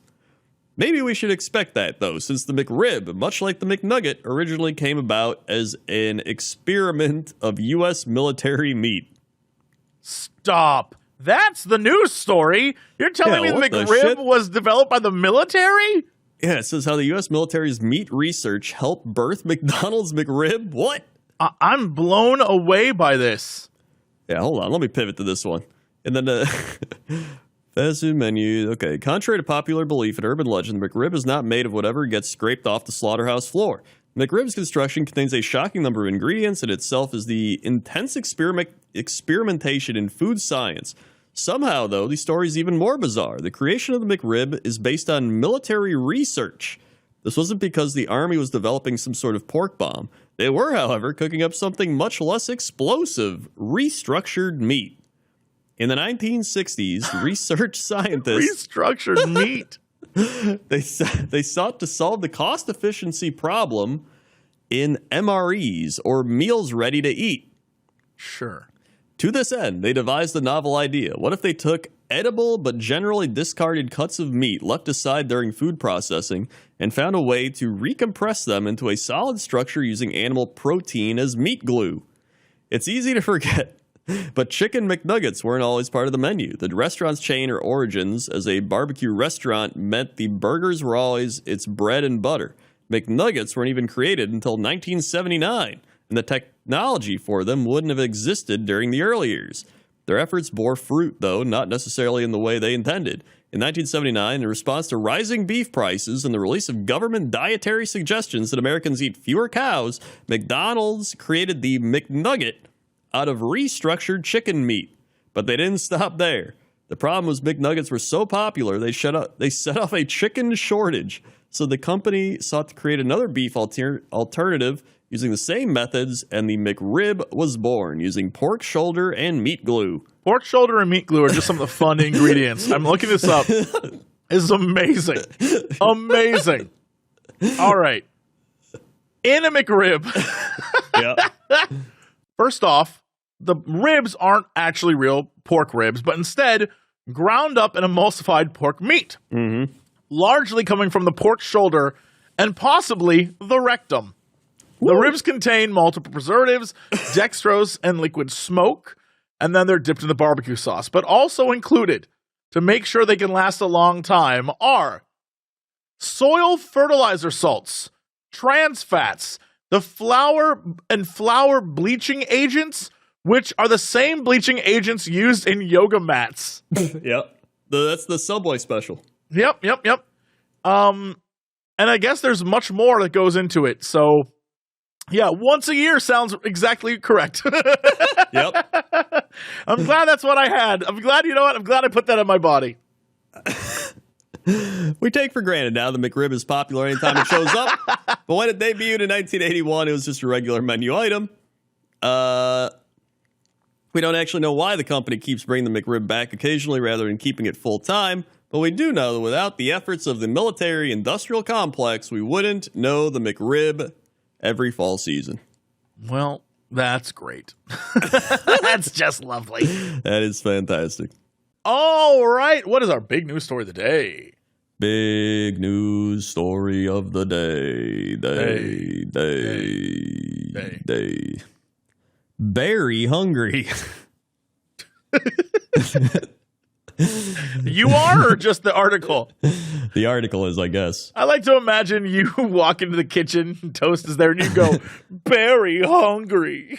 She'd be like, okay. Video shows Florida mammal swiping food delivery order off a porch. You know, while we're talking about Florida, before we do, the trailer for Grand Theft Auto 6 released today. I heard that, yeah. It is the most Florida man game I've ever seen. I hope it's co-op because I would love to play it with you. The entire thing is, watch the trailer, Crendor. It's literally like, welcome to Florida, the game. I mean, that does sound great. Yeah.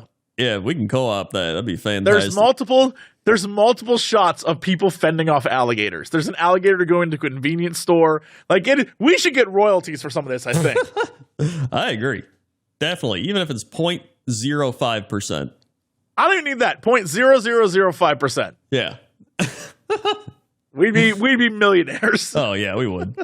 I'd even take 100,000 airs. You know what? Me too. Longwood, Florida. A fast food loving black bear stole a $45 Taco Bell order from the front porch of a home in Orlando's suburb of Longwood moments before the Uber Eats driver delivered it. Moments after. I was like, wait, before. Hijack the car and beat up the driver, taking the food. This is no Florida man story, as there's no evidence of a Floridian dressed in a bear costume that stole the food. Rather, the criminal was a real-life Florida bear, estimated to Hank the Tank. Estimated to weigh 300 to 400 pounds. Hell yeah, it's Hank, all right. That's Hank. They tried to put Hank away. Hank fled to Florida. He's like, I'm getting Taco Bell. He loves Taco Bell. He loves Taco Bell, Hank. The caper happened Friday, and it was captured on the home's Ring camera. The video shows the beast sauntering up to the front door, grabbing the bag in its mouth, then a short time later, comes back to steal the drinks. Well, you know, ate the food and was like, oh man, I need something to wash that down. They needed that Baja Blast. Here's my problem. I know there are people who like this. So when I say who, I mean I know who, but who leaves who lets the delivery guy come up to the front door, leave the food, and then you just don't get it immediately? Yeah. Most people are ready to get it right away because you're hungry. Yeah. If you order food, then you're like, I'm too busy to get that food. Why'd you order food then? Yeah. That's a great question. It's going to be cold by the time. That's the human's problem. The bear just took advantage of your laziness. I'm going to say it. Yeah. Yeah, I mean, he saw an opportunity and he took it. Yeah, that bear has more go-get-em attitude than the person who got the food. Yeah. That bear should have that person's job. Show up at the office. Like, oh, so you're the new replacement? Okay, I like the attitude. Quote, he came and grabbed the food, then he came again for the soda, Nicole Castro told the TV station. When the family opened the front door, about 10 minutes later, they captured their reaction. The bear took the food. Uber Eats reimbursed the family for the stolen food. Well, I mean, all right, happy ending all around. Yeah, bear got his Taco Bell. Family got their money back. Yeah. Everybody's happy. In fact, that'll teach them now not to just. Why not meet the guy? I don't understand why you wouldn't meet the guy at the door. It just doesn't make sense to me. It really doesn't. Or you have 1 minute. It'll tell you on your phone, right? Like, hey, your stuff's here, and you're like, oh, okay. It'll pop up like, hey, your guy's on your street. Yeah. So I don't know what they're doing, but yeah, the bear's the real winner here. Yep. You know what? That bear earned that food. He did. And he did. And that's your big news story of the day. All right. What's our big news story of the day? Big news story of the day. Hey. So the big news story of the day here is that a shocking video shows Disneyland streaker going naked on It's a Small World. I have seen this, and I'm not sure why. And I don't know that. I feel like that's probably not something I should admit publicly, but I've seen this. Was I there? Am I the Maybe streaker? I don't know. Yeah. It's possible. Seen it. I lived it. A man at Disneyland was arrested Sunday after he allegedly went skinny dipping in the waters of the iconic It's a Small World attraction. Which, if there's anything I learned, it's probably like The Simpsons, where now he's like got to take 20 drugs or something to fix him. Because if he drank the water, dude. Yeah, I feel like that's the end of this dude. Yeah, that's the end. Shocking videos on social media showing a man strolling around the attraction wearing just underwear and glasses as a pile of clothes sit on the ground. In another clip, the man is seen taking a seat next to singing animatronic dolls as music played. That's the one I've seen. Yep. Near the faux Taj Mahal. Stop, you're going to get hurt. Stop, I need you to stop. Please just sit down. One cast member yells at the man as he roams around the dolls in a clip shared by somebody on Instagram. Another Instagram user wrote that the man pushed the boat behind them while they were on the ride. Dude, how many drugs was this guy on already? He had to be something. We were stuck on the ride for about an hour and 15 minutes. But how did he get the drugs if he's at Disney? Did he bring him in? Oh, he probably took him before he went in. That's what I'm saying. He took him before, and then he went to in. Well, I mean, that's on him, though. That's what I'm saying. It's on him. Yeah. Yeah. We were stuck on the ride for an hour and 15 minutes. Thankfully, we are safe, and we got off safely. A different set of not safe for work clips shows the man completely naked jumping into the water on the boat ride before he's carried away by security. Idiot in front of all these kids, one person tells the man as he's dragged out of Disneyland. Other theme park guests booed and yelled moron at the man as he stood in the nude near the ride. They made that man stand there? You would think they'd have some sort of thing to cover him with. Yeah, you can't tell me they were like, get him off the ride. What do we do with him? I don't know. Leave him standing here for a minute. Put him in the suit. They just bring out like some random Disney suit. It's like, put him in there. Yeah, if someone dies at Disney, they disappear you instantly. Yeah. 100%. They're telling me they were just like, what do we do with this guy? I don't know. Let him sit around naked for a little bit. Yeah, let's like vaporize him. Bring out the ghost of Walt Disney. Vaporize him. Get some clothes on, someone yelled as children heard in the background. Anaheim police arrested a 26-year-old man on suspicion of indecent exposure and being under the influence of a controlled substance, and they were taken to the hospital as precaution. Officials with theme park told that the man got off the ride while it was operating, and employees brought the attraction to a stop while they were made aware of the situation. The streaking incident, which occurred Sunday afternoon, led to a shutdown of It's a Small World for an hour. Dude, that's pretty good. It was only an hour. They got that thing up and going again. Should have been longer. It's a small world. They should have been like, shut it down indefinitely. Yeah. And Disneyland was trending following the incident. So that's it. Some dude took drugs and then streaked around Disneyland, and now he's going to jail, probably. Yep, that sounds correct.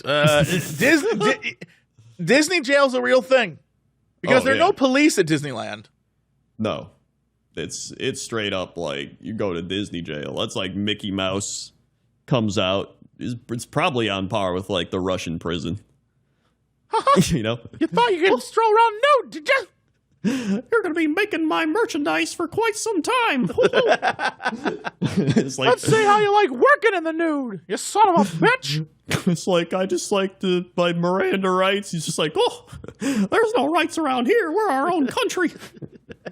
Oh, Pluto, you'll never see the light of day again. Gosh, the whip is being used on someone else. All right, bring out the flog. Oh, no. Just like Daffy Duck, or that's not even Looney Tunes. Fucking Donald Duck comes out. He's like, starts flogging him. It's like, I can't understand you. What are you saying? What do you want me to do? What? I don't know what you mean. They just take him to like some super underground place. They're just like people crawling out of there. Like, I've been here for 45 years. Whatever Donald says, do it, or he'll just beat you. Just do it. I don't know what he's saying. They're like, you'll learn in time. How did you get out? Get him out. I'm going to drag you back into your cell. Oh, yuck. Please, my stomach. It's deteriorating. I haven't eaten a meal in 4 days. It's going to be another 4 if you keep that up. Yuck. He's in for a rough one. Yeah, we'll never see that guy again. Yeah. But they will have a brand new set of pins out soon. That's true. That's your big news story of the day. All right, what's our big news story of the day? Big news story of the day.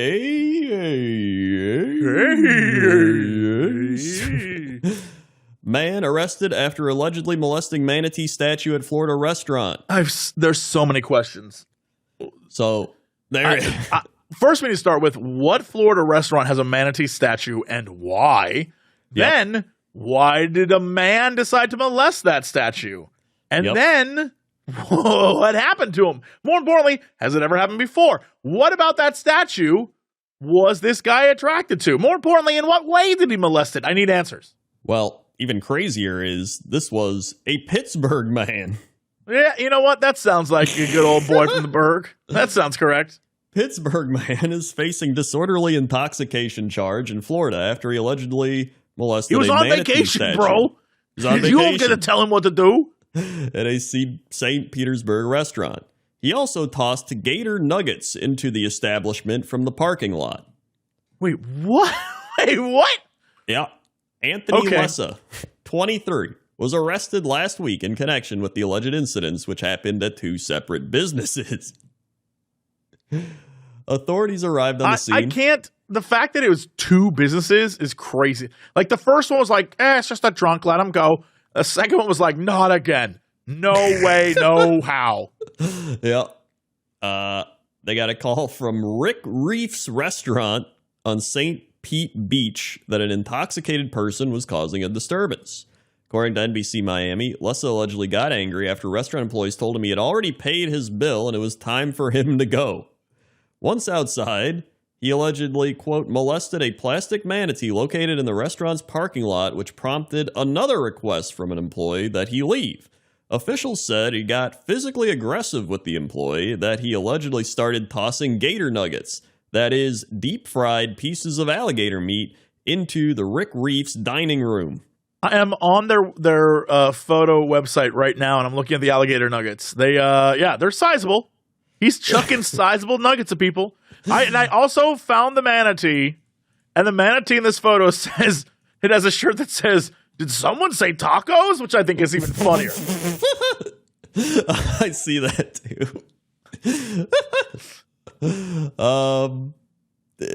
Les allegedly ran away towards his hotel, the Postcard Inn on the beach, but what happened next wasn't pretty.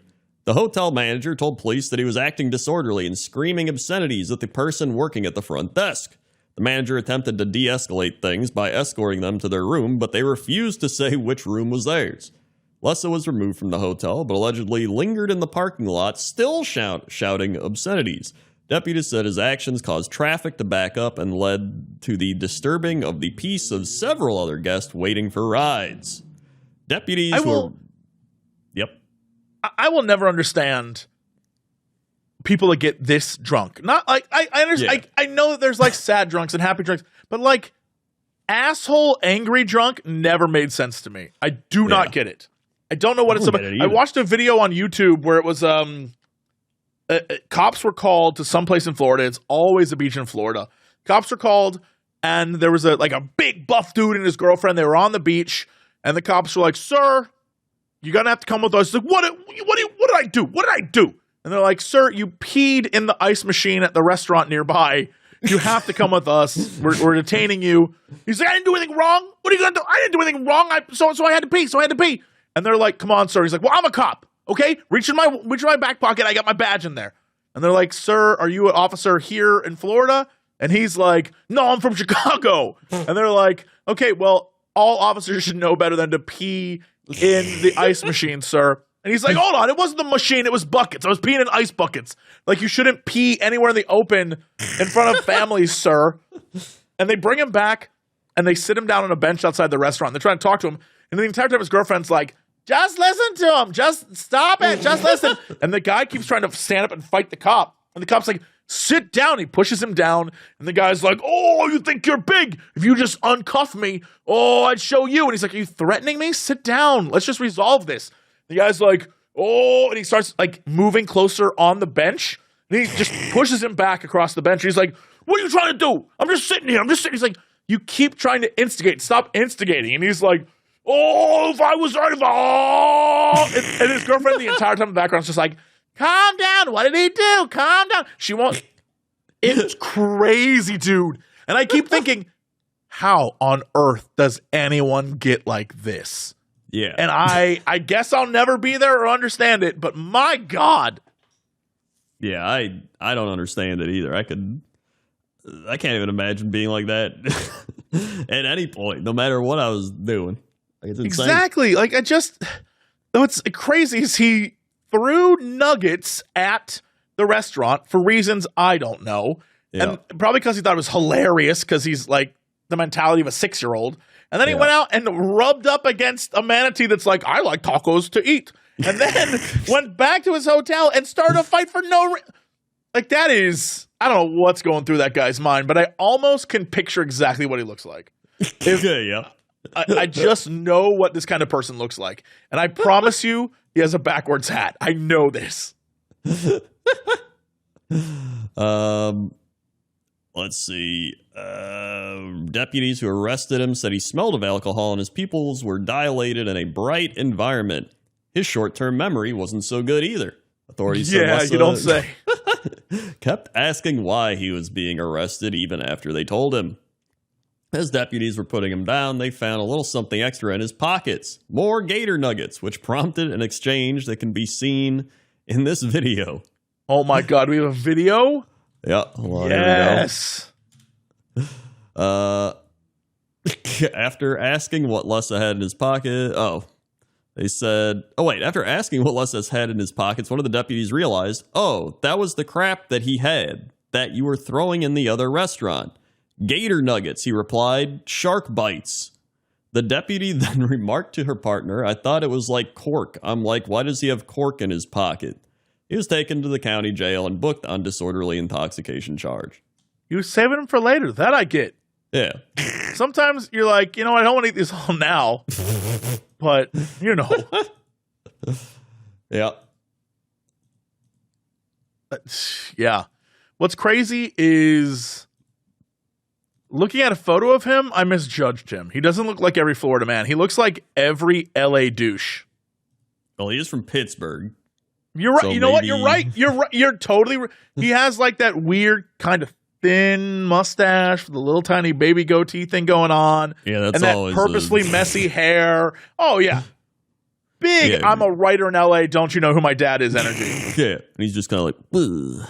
Yeah, I was wrong. I was thinking of him as Florida, and you were right. You said he was from Pittsburgh. Yep, you mixed it up. What a fool I am. That's your big news story of the day.